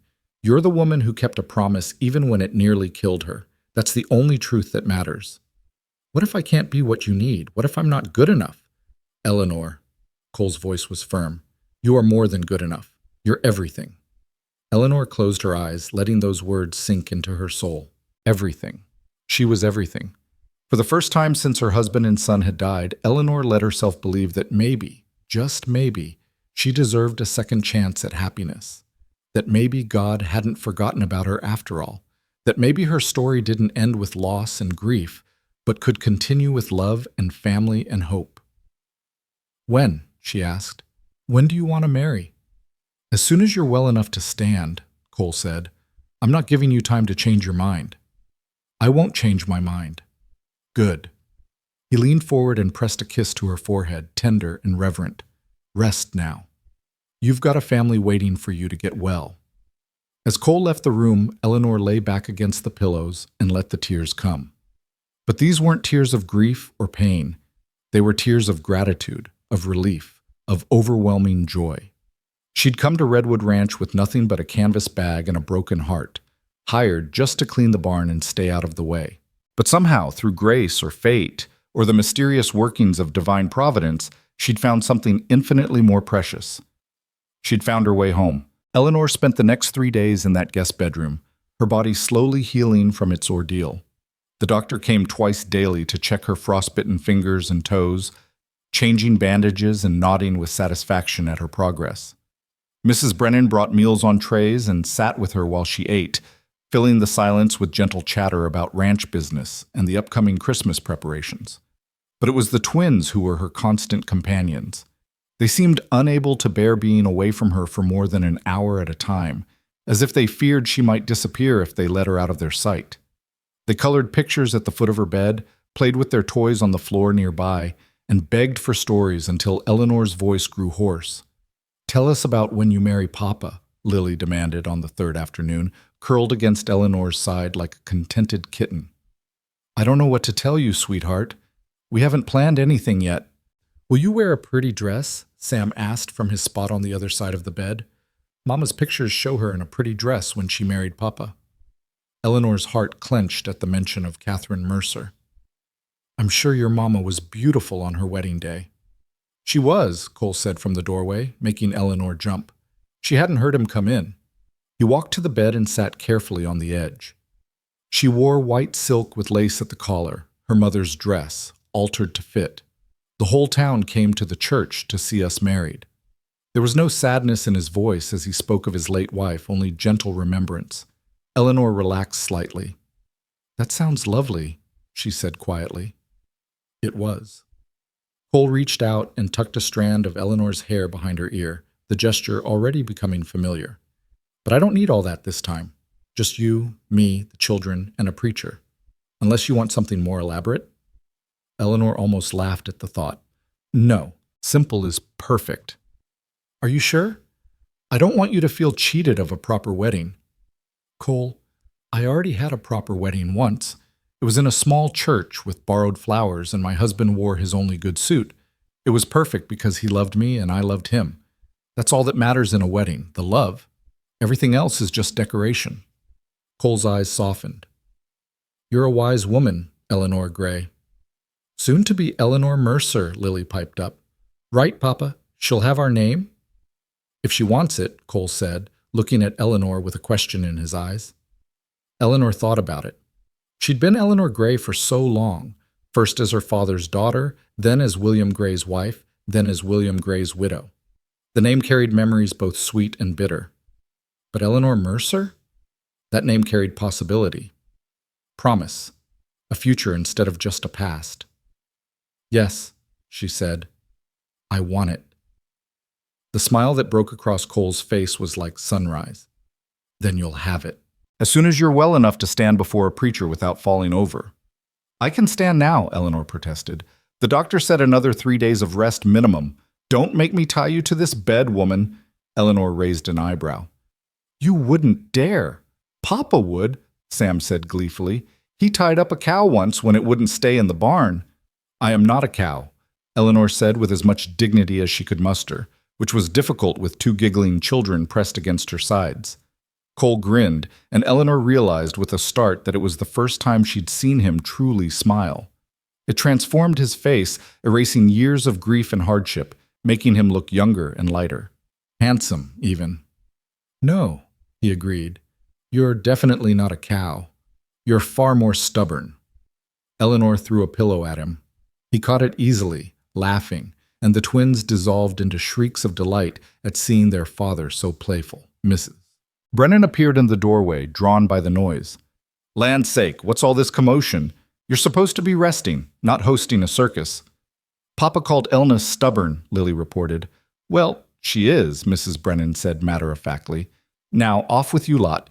Give the poor woman some peace. Mr. Mercer, there's a man from town asking to see you about the Sarah situation. And children, it's time for your lessons." The twins groaned but obeyed, climbing off the bed with exaggerated reluctance. Cole stood, but not before squeezing Eleanor's hand gently. "Rest," he ordered. "We'll talk about wedding plans when you're stronger." After they'd all gone, Eleanor lay back against the pillows and tried to process everything that had happened. 5 days ago, she'd been a barn worker, invisible and insignificant. Now she was engaged to be married to one of the most prominent ranchers in the territory, about to become stepmother to 2 children she already loved like her own. It should have felt impossible, unreal, like a dream she'd wake from at any moment. But when she looked at her bandaged hands, still healing from the frostbite she'd suffered saving those children, it was real enough. The pain was real. The love was real. This second chance at family and happiness, improbable as it seemed, was real. Eleanor closed her eyes and offered up a prayer of thanks to whatever divine providence had led her to Redwood Ranch. Then she slept, deeply and peacefully, without nightmares for the first time in years. The town's reaction to the engagement was exactly as Eleanor had feared and Cole had predicted. Word spread like wildfire, carried by ranch hands and household staff, until everyone within 50 miles knew that Cole Mercer was marrying his barn worker. The response was divided and passionate. Dutch and the other ranch hands were pleased, having seen firsthand how Eleanor had saved the children and how much lighter Cole seemed since she'd come into their lives. The more practical townspeople acknowledged that a widower with young children needed a wife, and Eleanor had proven herself capable and devoted. But the society women, the ones who'd had their eyes on Cole as a potential match for their daughters or themselves, were scandalized. They whispered about impropriety and gold digging and the unseemly haste of it all. They wondered aloud how Catherine Mercer's family would react to being replaced by a common widow with no breeding or connections. Dorothy Fleming led the charge of disapproval. She made a special trip to the ranch 3 days after the engagement was announced, ostensibly to check on the children after their ordeal, but really to confront Cole. Eleanor, still recovering in the guest room, heard raised voices from downstairs. She recognized Dorothy's sharp tones and Cole's deeper rumble, though she couldn't make out the words. After about 10 minutes, she heard the front door slam with enough force to rattle the windows. Cole appeared in her doorway a moment later, his jaw tight with anger. "What did she say?" Eleanor asked quietly. "Nothing worth repeating." Cole came to sit in the chair by her bed. "She's concerned for my reputation. She thinks I'm making a terrible mistake. She reminded me that Catherine came from a good family and any second wife should be held to the same standard." Eleanor's stomach twisted. "Maybe she's right. Maybe we should wait. Give people time to adjust to the idea." "No." Cole's voice was firm. "We're not waiting, and I don't care what Dorothy Fleming or anyone else thinks. Do you want to know what I told her?" Eleanor nodded, not trusting her voice. "I told her that Catherine would have loved you, that she'd have welcomed you into our family with open arms because she'd have seen what I see, a woman with more courage and compassion in her little finger than most people have in their whole bodies. I told her that my children adore you, that you've given them something I couldn't, and that anyone who has a problem with our marriage can take themselves off my property and never come back." "You didn't." "I absolutely did. And you know what? It felt good." Cole leaned forward, his elbows on his knees. "Eleanor, I need you to understand something. I'm not marrying you out of convenience or because I need a caretaker for my children. I'm marrying you because in the months since you came here, you've become essential to this family, to me. And I'm tired of pretending otherwise to spare people's feelings." Eleanor's breath caught. "What are you saying?" Cole reached for her hand, careful of her healing fingers. "I'm saying that somewhere between that first night when you sang my children to sleep and the night you nearly died saving them, I fell in love with you. Maybe not the way I loved Catherine. That was young love, first love, the kind that comes easy when you're both 20 and the world seems full of possibility. This is different, harder earned, built on shared grief and mutual respect and the daily choice to keep showing up for each other. But it's real, Eleanor, as real as anything I've ever felt." Eleanor stared at him, tears streaming down her face. "I love you too," she whispered. "I've been trying not to, trying to tell myself it was just gratitude or the need to belong somewhere. But it's not. It's love. The real, terrifying, wonderful kind." Cole stood and leaned over the bed, cupping her face in his hands. "Then let them talk. Let them gossip and judge and whisper. We know the truth. That's all that matters." He kissed her then, gentle and reverent, and Eleanor felt something inside her finally relax. This was right. This was meant to be. All the pain and loss she'd endured had led her here, to this moment, to this man, and these children who'd somehow become her whole world. When Cole pulled back, he was smiling. "The doctor says you can get up tomorrow. Walk around a bit, start rebuilding your strength. Think you can make it down to the parlor by the end of the week?" "Why the parlor?" "Because that's where we're getting married, this Sunday. I've already sent word to the preacher." Eleanor's eyes widened. "This Sunday? That's only 4 days away. Is that a problem?" "I don't have a dress. I don't have anything appropriate to wear to a wedding. Then we'll get you something. Mrs. Brennan can take you to town tomorrow if you're feeling up to it, or she can bring the dressmaker here, whatever you need. Cole, I can't afford. You're going to be my wife. What's mine is yours, including money for a wedding dress. Don't argue with me about this, Eleanor. Please, let me do this one thing. Eleanor wanted to protest, but the earnest look in his eyes stopped her. He needed to do this, she realized, needed to give her this gift, to show her that she was valued and precious. How could she deny him that? All right, she said softly. A dress, but nothing too fancy. I wouldn't feel like myself in silk and lace. Whatever you want. I just want you beside me, saying vows that make you mine and make me yours. The rest is just details. After Cole left, Eleanor lay in bed and tried to wrap her mind around the fact that in 4 days she'd be married. She'd be Eleanor Mercer, wife and mother, mistress of Redwood Ranch. The transformation from barn worker to lady of the house was so dramatic it made her dizzy. But when she thought about what it really meant, being able to love Cole and the twins openly, without fear or restraint, the dizziness faded, replaced by pure joy. The next morning, Eleanor was finally allowed out of bed. Her legs were shaky and her bandaged fingers made everything awkward, but it felt wonderful to be upright and moving again. Mrs. Brennan helped her dress in one of her old work dresses, since her better clothes were still in the barn loft, and guided her slowly down the stairs. The twins were waiting at the bottom, bouncing with excitement. You're up! You're up! Lily squealed. Can you come outside? Sam asked. Dutch said the new baby horse is walking now. Let her have breakfast first, Mrs. Brennan scolded. She's been in bed for days. She needs proper food before gallivanting around the ranch. Eleanor let herself be settled at the kitchen table, where Mrs. Brennan served her eggs and bacon and fresh bread with butter. The twins sat on either side of her, chattering about everything that had happened while she was recovering. How Papa had been sleeping in their room every night. How Dutch let them name the foal Brave, because Eleanor had been so brave. How they'd been practicing writing their letters to show her. Cole appeared while Eleanor was finishing her second cup of coffee. He looked tired. Clearly those nights sleeping in the twins' room had taken their toll, but he smiled when he saw her up and dressed. Ready for town? He asked. You're coming with us? Of course. You're buying your wedding dress. I'm not missing that. Mrs. Brennan made a disapproving noise. It's bad luck for the groom to see the dress before the wedding. I've had enough bad luck to last a lifetime, Cole said. I'll take my chances. The trip to town was Eleanor's first real outing since the night in the snow. She felt strangely fragile, as if the world had become both more precious and more dangerous.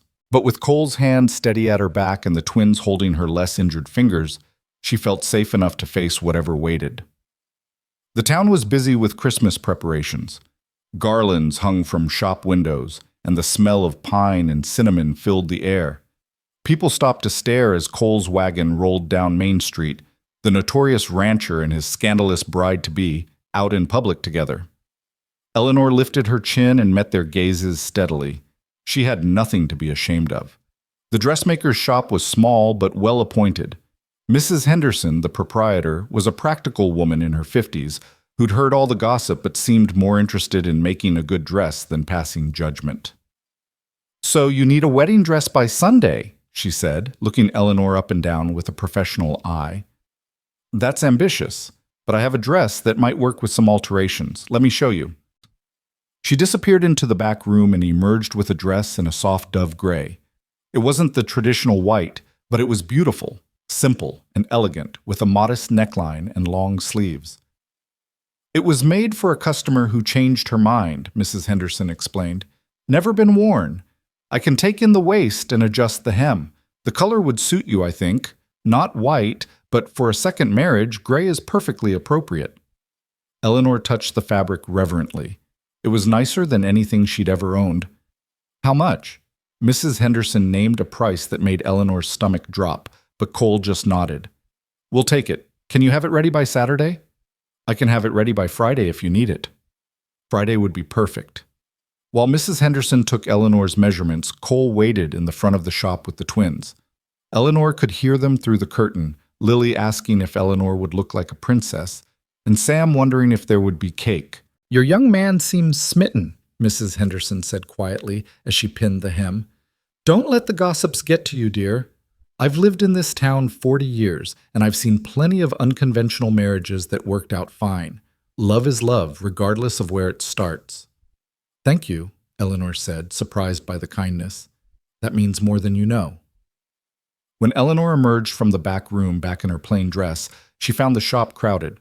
Several women had come in, ostensibly to browse, but really to get a look at Cole Mercer's intended. Dorothy Fleming stood at the center of the group, her expression cold. "Eleanor," she said, making the name sound like an insult. "How fortunate that you've recovered from your ordeal. Though I must say the haste of this wedding is quite shocking. One might almost think there's a reason for the rush." The implication was clear and ugly. Eleanor felt her face flush, but before she could respond, Cole stepped forward. "Mrs. Fleming," he said, his voice dangerously quiet. "I'm going to say this once, and I suggest you listen carefully. Eleanor Gray is going to be my wife. She's going to be the mother of my children and the mistress of my household. Any insult to her is an insult to me, and I don't tolerate insults kindly. Do we understand each other?" Dorothy's face went white, then red. You were merely spreading vicious gossip and making unfounded accusations, in front of my children, no less." Cole gestured to Lily and Sam, who were watching with wide eyes. "I think you owe Eleanor an apology." The silence in the shop was absolute. Every woman there held her breath, waiting to see what Dorothy would do. Finally, she inclined her head stiffly. "My apologies if I caused offense. I wish you both happiness." The word happiness sounded like she was wishing them plague, but it was something. Cole nodded curtly and ushered Eleanor and the twins out of the shop. Once they were back in the wagon, Eleanor let out a shaky breath. "You didn't have to do that. You've made an enemy of one of the most influential women in town." "I already had an enemy in her. At least now she knows where I stand." Cole took Eleanor's hand. "I meant what I said in there. Any insult to you is an insult to me. I won't stand for it, from Dorothy Fleming or anyone else." Eleanor squeezed his hand, love and gratitude welling up so strong she could barely breathe. "What did I do to deserve you?" "You ran into a blizzard to save my children. I think that more than earns you a man willing to stand up to gossipy society women."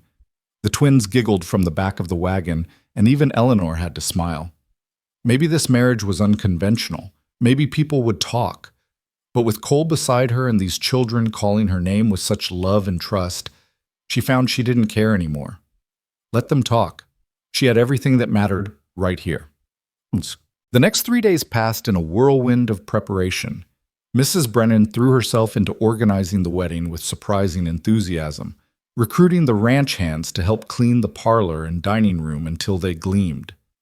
The cook prepared a feast for after the ceremony: roasted chicken, fresh bread, winter vegetables, and a cake with white frosting that the twins kept trying to sneak tastes of. Eleanor moved her meager belongings from the barn loft to a proper bedroom. Not Cole's bedroom, not yet, but one of the guest rooms near the twins' nursery. It felt strange to sleep in a real bed again, to have a wardrobe for her clothes instead of a trunk, to look out windows at the ranch from inside the house instead of from the barn. Dutch helped make the transition easier. "You earned this," he said simply when he brought up the last of her things. "Don't let anyone make you feel otherwise. You're good people, Eleanor. The best I've seen in a long time." Eleanor hugged him impulsively. "Thank you for being kind to me from the beginning. You didn't have to be." "Sure I did. It's what decent people do." He patted her shoulder awkwardly. "Now, about this wedding. I don't suppose you have anyone to give you away?" Eleanor's throat tightened. "No. My father's been dead for years, and I have no brothers." "Then I'd be honored to do it, if you'll have me. Been working for the Mercer family for 20 years. Feels right to be part of this new chapter." Eleanor's eyes filled with tears. "I'd like that very much." The twins were involved in every aspect of the preparations, their excitement infectious. Lily picked wildflowers that Mrs. Brennan somehow kept alive in vases despite the December cold. Sam practiced walking very slowly and carefully, since he'd been designated ring bearer. They both talked constantly about how Eleanor would be their real mama now, not just their friend. "Will you tuck us in every night?" Lily asked one evening. "Every single night," Eleanor promised. "And read us stories? As many as you want. And sing the night song when we can't sleep?" Eleanor pulled Lily into her lap. "Always. Whenever you need it." Sam climbed up too, not wanting to be left out. "Papa says you're going to love us forever now. Is that true?" "I already love you forever," Eleanor said, her voice thick with emotion. "The wedding just makes it official." Cole, watching from the doorway, felt his heart clench at the sight of the three of them together. This was what he'd been hoping for when he'd proposed, not just a caretaker for his children, but a true mother. Someone who loved them completely, who chose them deliberately. Eleanor was giving his children the greatest gift he could imagine, the security of unconditional love, and she was giving him something too. Hope, the possibility of happiness again, the courage to believe that his story wasn't over, that there were still good chapters to be written. On Friday, Mrs. Henderson delivered the finished dress. Eleanor tried it on in her new bedroom, and when she looked at herself in the mirror, she barely recognized the woman staring back. The dove-gray fabric brought out the color in her eyes, and the dress fit perfectly, highlighting her slim waist and making her look elegant and proper. She looked like someone who belonged in a place like Redwood Ranch, someone who could be Cole Mercer's wife. "You're beautiful," Mrs. Brennan said from the doorway, her eyes suspiciously bright. "Absolutely beautiful." "It's just the dress," Eleanor said, but she couldn't stop looking at her reflection. "It's not the dress, child. It's you. You're glowing with happiness, and it shows." Mrs. Brennan came forward and adjusted the collar slightly. "I'll admit, when you first arrived, I had my doubts. Another worker to train, another mouth to feed. But you've proven me wrong in the best possible way. You're exactly what this family needed." Eleanor turned and embraced the older woman. "Thank you for giving me a chance, for defending me, for helping me find my place here." "You made your own place," Mrs. Brennan said firmly. "You just needed someone to open the door and let you through." That night, Eleanor lay in her bed and thought about the next day. In less than 24 hours, she'd be married. She'd be Eleanor Mercer, mother to Lily and Sam, wife to Cole. The thought filled her with joy tinged with a bittersweet ache. She thought about William, her first husband, who'd died so young. She thought about their baby, who'd never drawn more than a few breaths. She'd loved them both so deeply, and their loss had nearly destroyed her. But now she had a chance to love again, to build a family again, to be someone's wife and someone's mother. It felt like betrayal and blessing all at once. "I hope you understand," she whispered into the darkness, speaking to ghosts who couldn't answer. "I hope you know I'll never forget you, but I have to keep living. I have to take this chance at happiness while I can." The wind rattled the windows, and Eleanor chose to believe it was her answer. Permission. Benediction. A blessing from those she'd lost to embrace what she'd found. Tomorrow, she would marry Cole Mercer. Tomorrow, she would become a mother again. Tomorrow, her new life would truly begin. And she was ready. Sunday morning dawned cold and clear, the sky that particular shade of blue that only winter could produce. Eleanor woke before sunrise, her stomach fluttering with nerves and anticipation. She lay in bed for a moment, listening to the quiet house around her, trying to convince herself that this was really happening. Today she would marry Cole Mercer. Today she would become a mother again. Today, everything would change. A soft knock at her door made her sit up. "Come in," she called. Mrs. Brennan entered carrying a breakfast tray. "Thought you might want to eat in your room this morning. Save you from the chaos downstairs. The twins have been up since 5, too excited to sleep." Eleanor smiled despite her nerves. "How's Cole?" "Pacing in his study like a caged bear? You'd think he'd never been married before?" Mrs. Brennan set the tray on the bedside table. "Eat something, even if you don't feel like it. You'll need your strength for today." Eleanor managed some toast and tea, though her stomach was too knotted to handle much more. After breakfast, Mrs. Brennan helped her bathe and wash her hair, then sat her down to dry it by the fire. The older woman's hands were gentle as she brushed out Eleanor's long brown hair, working through the tangles with patient care. "My mother used to do this," Eleanor said quietly, "before she died. I'd forgotten how comforting it is." "Everyone needs mothering sometimes," Mrs. Brennan said, even grown women about to become mothers themselves. When Eleanor's hair was dry, Mrs. Brennan helped her into the dove-gray dress.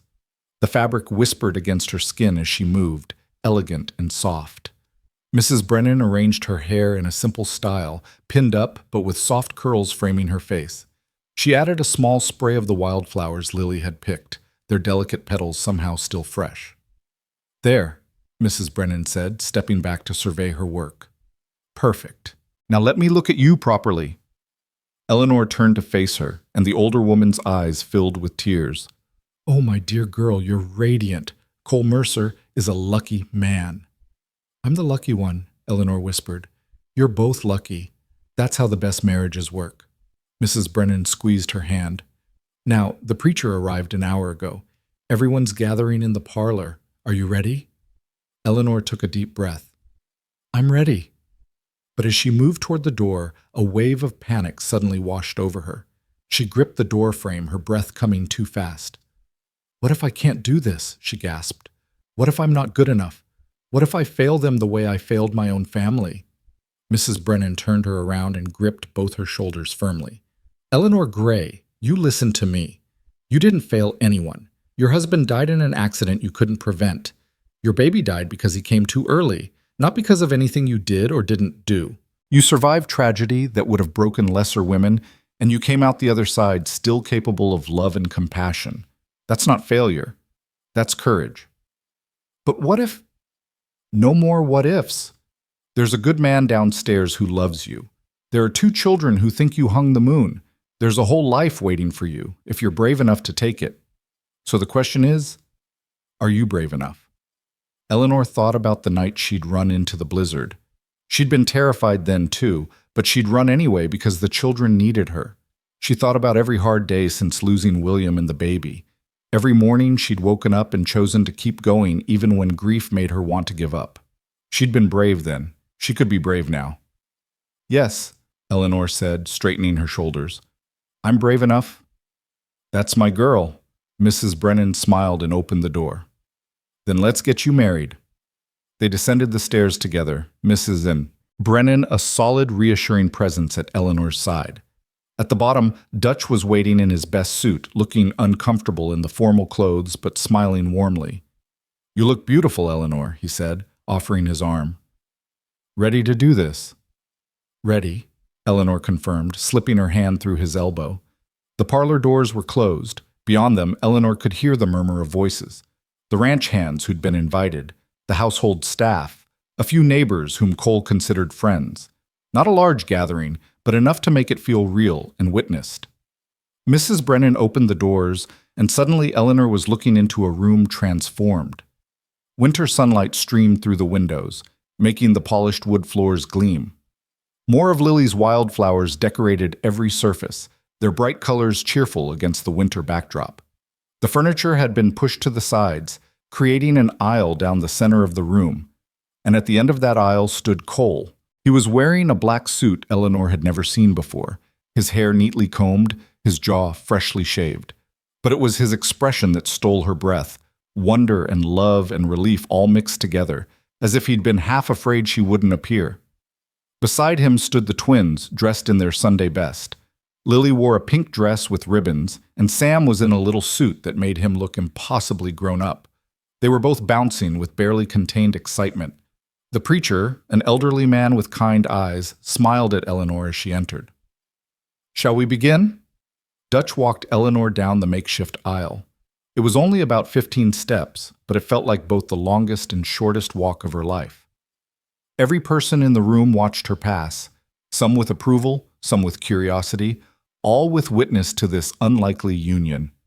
When they reached Cole, Dutch placed Eleanor's hand in Cole's and stepped back. Cole's fingers closed around hers, warm and steady, and Eleanor felt the last of her panic dissolve.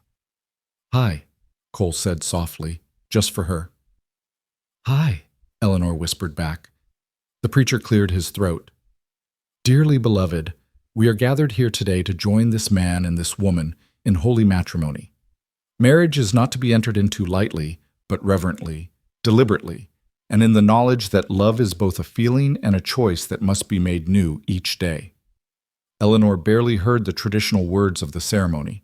She was too focused on Cole's face, on the way he looked at her like she was something precious and miraculous. His thumb traced circles on the back of her hand, a small gesture of comfort and connection.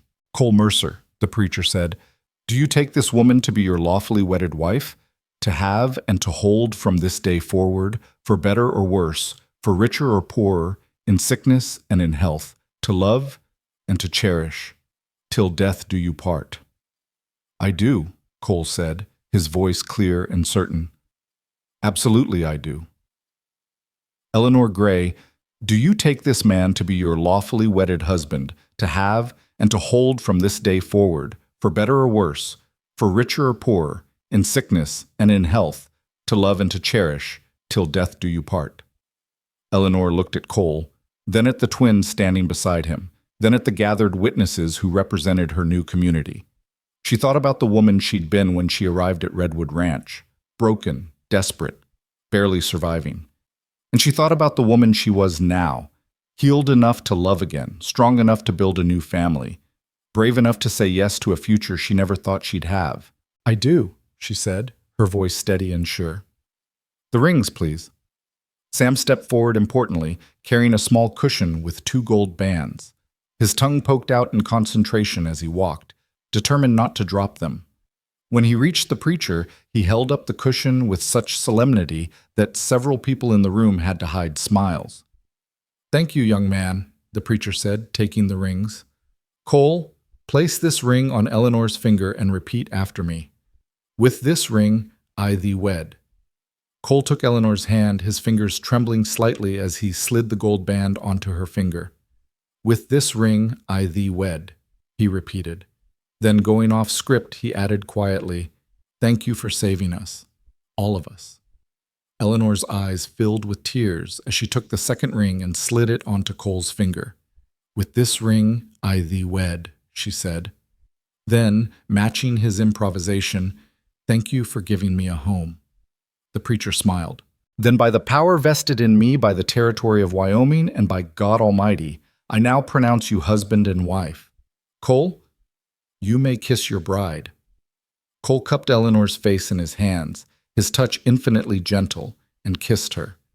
It was soft and sweet and full of promise, not the passionate kiss of young lovers, but something deeper and more enduring, a kiss that acknowledged everything they'd both lost and everything they were choosing to build together.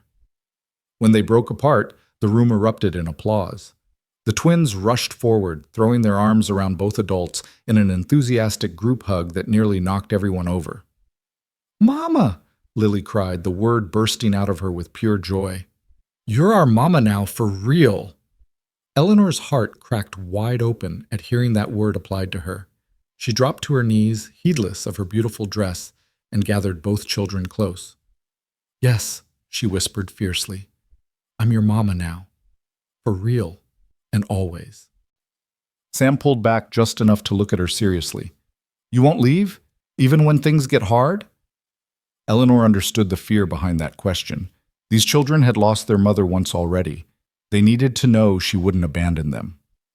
"I won't leave," she promised, looking him straight in the eyes. "Not ever. You're stuck with me now, both of you." "Good," Sam said, satisfied, and burrowed back into the hug. Cole crouched down beside them, and for a moment the 4 of them stayed there in a tight circle, a family newly made but already complete. Eleanor could hear people moving around them, preparing for the celebration meal, but she didn't care. This moment, this perfect, precious moment, was all that mattered. Finally, Dutch's voice broke through gently. "All right, you lot, there's food getting cold and a cake that certain small people have been eyeing all morning. Maybe we should celebrate properly?" They moved to the dining room, where the table was laden with more food than Eleanor had seen since she didn't know when. The ranch hands and household staff mingled, united in their genuine happiness for the newlyweds. Even the neighbors who'd come seemed won over by the obvious love between Cole and Eleanor. Eleanor found herself seated at the head of the table, Cole beside her, the twins on her other side. It felt surreal. Just months ago, she'd been eating alone in the barn loft, and now she was the lady of the house, surrounded by people celebrating her marriage. During the meal, Dutch stood and tapped his glass for attention. "I'd like to make a toast," he announced. "I've known Cole Mercer since he was knee-high to a grasshopper.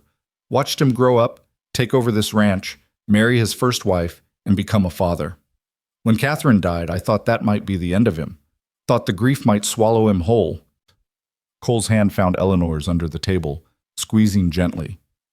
"But then this woman showed up," Dutch continued, gesturing to Eleanor. "Hired to work in the barn, nothing more. And somehow, through grace or fate or simple human decency, she became the heart this family needed. She gave those children their laughter back. She gave Cole his hope back. And she nearly died protecting them all. That's not just a worker. That's not just a convenience. That's family. That's love. So here's to Cole and Eleanor. May they have many happy years together, and may they always remember that the best families aren't always the ones we're born into, but the ones we choose." "Hear, hear," the room chorused, raising their glasses. Eleanor blinked back tears as she raised her own glass. The toast was simple but perfect, acknowledging both the unconventional nature of their union and the genuine love at its foundation. After the meal, there was cake, white frosting with yellow cake inside, decorated with more of Lily's wildflowers. The twins insisted on helping Eleanor and Cole cut the first slice together, their small hands pressed over the adults' hands on the knife. "This is the best day ever," Lily declared, her face covered in frosting. "The very best," Sam agreed, equally messy. As the afternoon wore on, people began to leave, offering congratulations and well wishes as they departed. The ranch hands returned to their work, the neighbors climbed into their wagons, until finally it was just the family, Cole and Eleanor and the twins and Mrs. Brennan, left in the house. "I should give you some privacy," Mrs. Brennan said tactfully. "I'll take the children upstairs. Get them ready for bed." "Can Mama do it?" Lily asked, using the new title without hesitation. "Can Mama tuck us in?" Eleanor looked at Cole, who nodded. "Of course she can. That's what mamas do." Eleanor changed out of her wedding dress and into something more practical, then made her way to the nursery where the twins were already in their nightclothes. She helped them brush their teeth, listened to their prayers, and tucked them into their respective beds. "Mama," Sam said as she was about to leave, "will you sing the night song?" Eleanor settled into the rocking chair between their beds. "Of course, sweetheart." She began to sing the lullaby that had brought them together that first night, and as she sang, she watched their eyelids grow heavy, their breathing slow and even. These children, her children now, legally and emotionally, were safe and loved and content. When she finished the last verse, both twins were asleep. Eleanor stood carefully and moved to the door, where she found Cole leaning against the frame, watching. "How long have you been standing there?" she whispered. "Long enough," he said softly. "Come with me. There's something I want to show you." He led her down the hall to the master bedroom, his bedroom, which Eleanor had never entered before. It was a large room, simply furnished but comfortable, with a massive bed and windows that looked out over the ranch. "This is our room now," Cole said. "If you want it to be. I know some couples maintain separate bedrooms, and if you'd prefer that, I understand. But I'd like to share this space with you, share my life with you, in every way." Eleanor looked around the room, seeing traces of Cole everywhere. His books on the nightstand, his clothes in the wardrobe, his personal items on the dresser. It was intimate and intimidating and exactly what she wanted. "I'd like that," she said. "But Cole, I need to tell you something first." He turned to her, concern crossing his face. "What is it?"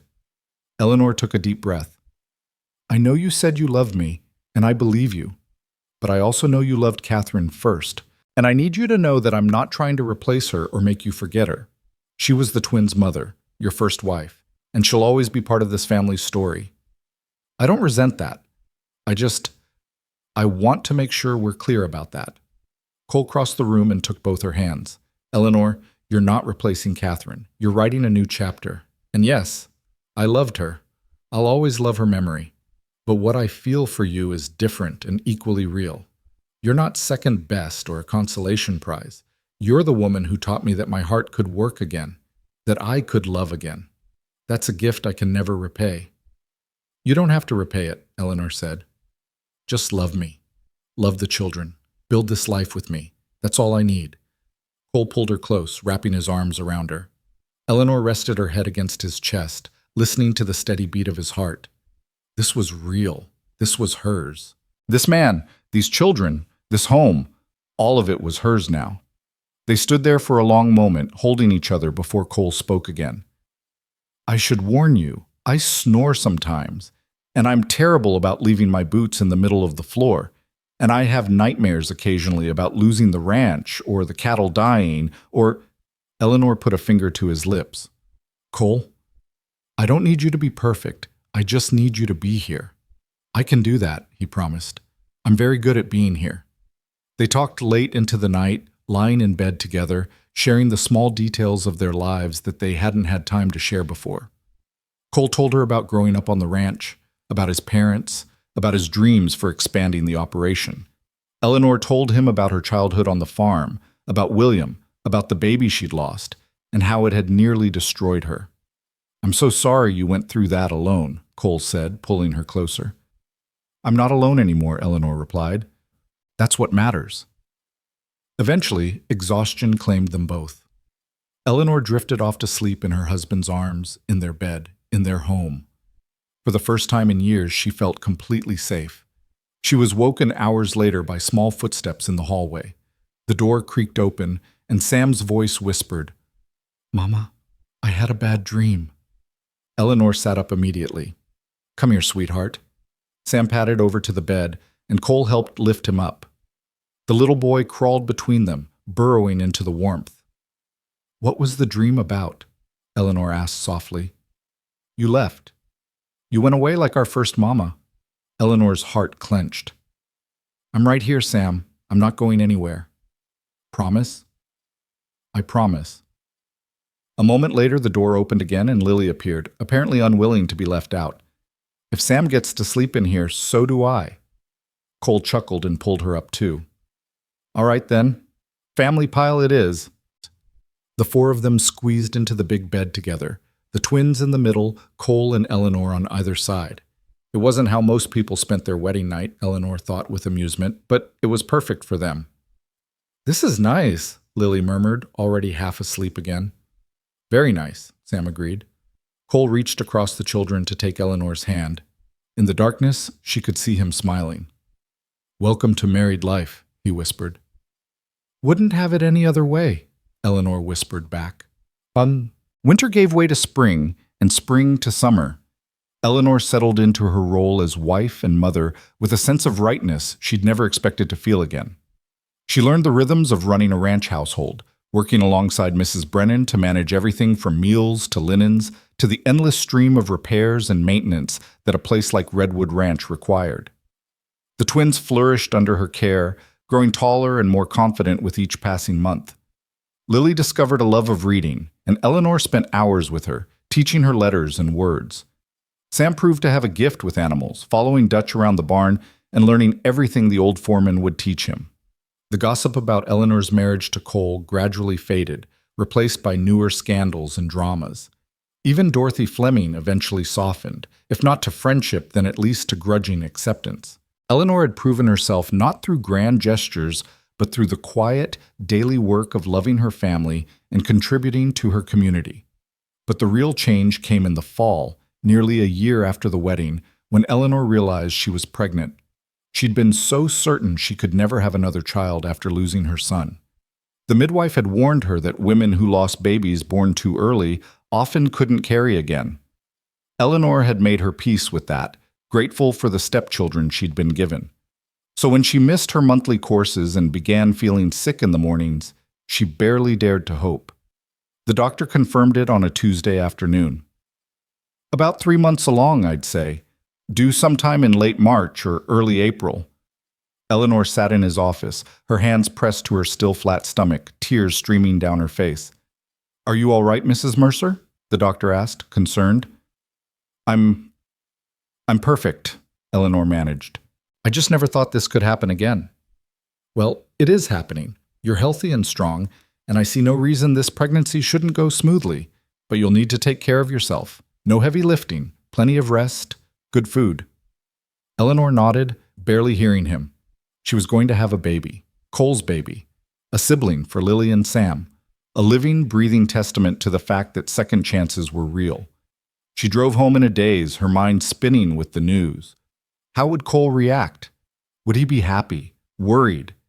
They'd never discussed having more children. It had seemed like something that might never happen.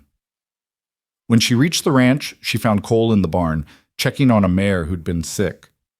He looked up when she entered, and his smile faded when he saw her face. "What's wrong?" he asked immediately, coming to her side. "What did the doctor say? Are you ill?" "No," Eleanor said, her voice shaking. "No, I'm not ill. I'm pregnant." Cole froze, his eyes wide. "You're what?" "Pregnant. About 3 months. The doctor says everything looks good, that there's no reason to think—" She couldn't finish the sentence, couldn't voice her fear that she might lose this baby too. But Cole understood. He pulled her into his arms, holding her so tight she could barely breathe. "Eleanor," he whispered into her hair. "My God. A baby. Our baby." "You're happy?" she asked, needing to hear him say it. Cole pulled back just enough to look at her face, and she saw tears in his eyes. "Happy doesn't even begin to cover it. Eleanor, you've already given me so much. You brought light back into this house, love back into my life. You've been an incredible mother to Lily and Sam. And now we get to create a new life together. How could I be anything but overjoyed?" Eleanor sagged against him in relief. "I was afraid you might think it was too soon, or that it would complicate things with the twins. The twins will be thrilled. They'll have a baby brother or sister to dote on." Cole cupped her face in his hands. "Eleanor, this is a blessing, a gift, and I promise you I will be here for every moment of it. You won't go through this alone." "I know," Eleanor said. And she did know, bone deep. This wasn't like before, when she'd been widowed and frightened and facing birth alone. She had Cole now. She had a family. She had a home. They told the twins that evening over supper. Eleanor had worried about how they'd react. Would they feel displaced by a new baby, jealous of the attention it would require? But she'd underestimated them. "A baby!" Lily shrieked, jumping up from her chair. "A real baby that we can hold and play with?" "Well, you'll have to be gentle," Eleanor cautioned. "Babies are very delicate." "I'll be so gentle," Lily promised. "The most gentle big sister ever." Me too," Sam said, though he looked more nervous than excited. "But Mama, what if the baby doesn't like me?" Eleanor pulled him onto her lap. "The baby will love you, sweetheart. How could they not? You're going to be the best big brother in the whole world." "Will the baby look like us?" Lily asked. "Maybe," Cole said, "or maybe they'll look like their mama. We'll have to wait and see." "I hope they look like Mama," Sam said loyally. "Mama's pretty." Eleanor's eyes filled with tears. The pregnancy was already making her more emotional than usual. "Thank you, Sam. That's very sweet." That night, after the twins were asleep, Eleanor and Cole lay in their bed and talked about the future. Names they might choose. How they'd need to prepare the small room next to the nursery as a baby's room. All the practical considerations of adding another child to their family. But underneath those practical concerns was something deeper. Wonder at the unexpected blessing, gratitude for the second chance at parenthood, and a profound hope that this time everything would turn out right. The pregnancy progressed smoothly through the winter. Eleanor continued her daily routines as much as possible, though Cole and Mrs. Brennan both hovered nervously, insisting she rest more and do less. The twins were endlessly fascinated by her growing belly, talking to it, and feeling for kicks once the baby started moving. "I felt it," Lily exclaimed one afternoon in February, her hand pressed to Eleanor's stomach. "The baby kicked me." "That means they like you," Eleanor said, running her fingers through Lily's hair. "Of course they do," Lily said with confidence. "I'm going to be the best big sister ever." True to his word, Cole was present for everything. He accompanied Eleanor to every doctor's appointment, held her when the fear of losing another baby became overwhelming, and reminded her constantly that she wasn't alone in this. "I love you," he told her one night as they lay in bed, his hand resting on her swollen belly. "I love you for yourself, not just for this baby. Whether this child makes it or not, God forbid, you are precious to me. Do you understand that?" Eleanor did understand, and it made all the difference. She wasn't just a vessel for a child, valued only for what she could produce. She was loved for herself, and that knowledge gave her strength to face her fears. The baby, a boy, the doctor eventually determined, arrived on a warm April afternoon 3 weeks before his due date.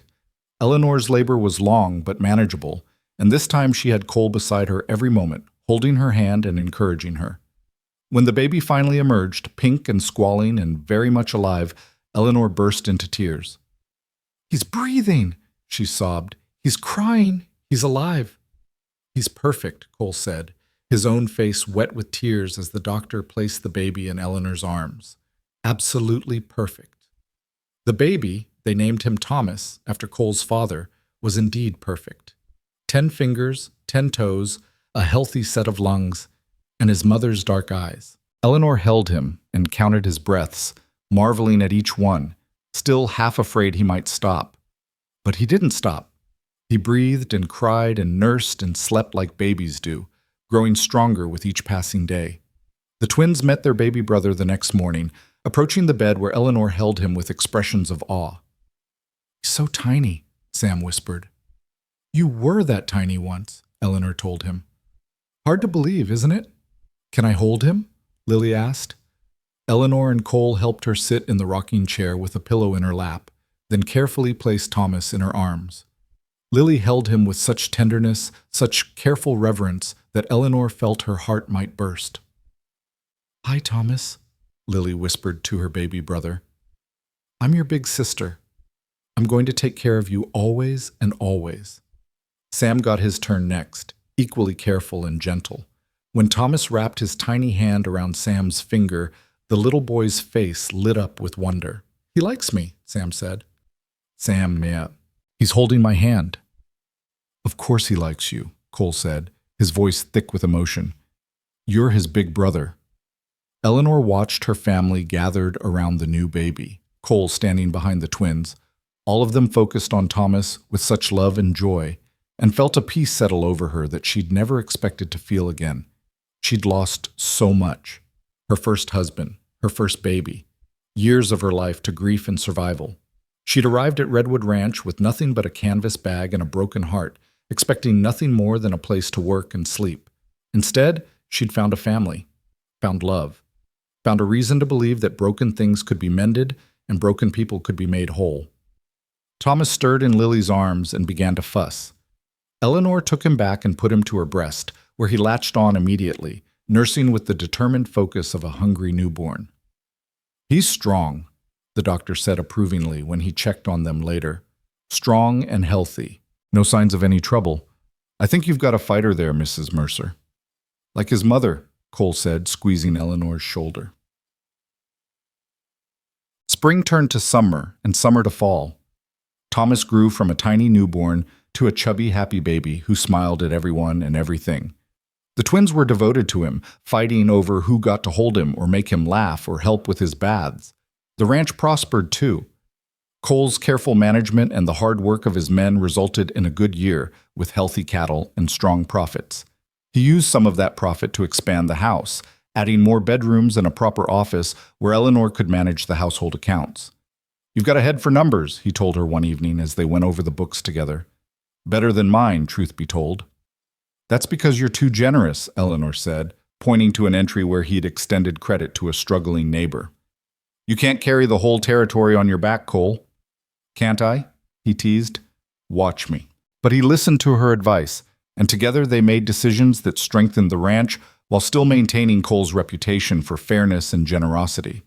One crisp October afternoon, nearly 2 years after their wedding, Eleanor stood on the porch watching her family. Cole and Dutch were in the corral, teaching Sam how to ride a gentle mare. Lily was in the garden with Mrs. Brennan, harvesting the last of the vegetables before the first frost. Thomas was in Eleanor's arms, babbling happily and reaching for the bright leaves that drifted past on the wind. It was an ordinary moment, nothing special or remarkable. But to Eleanor, it was everything.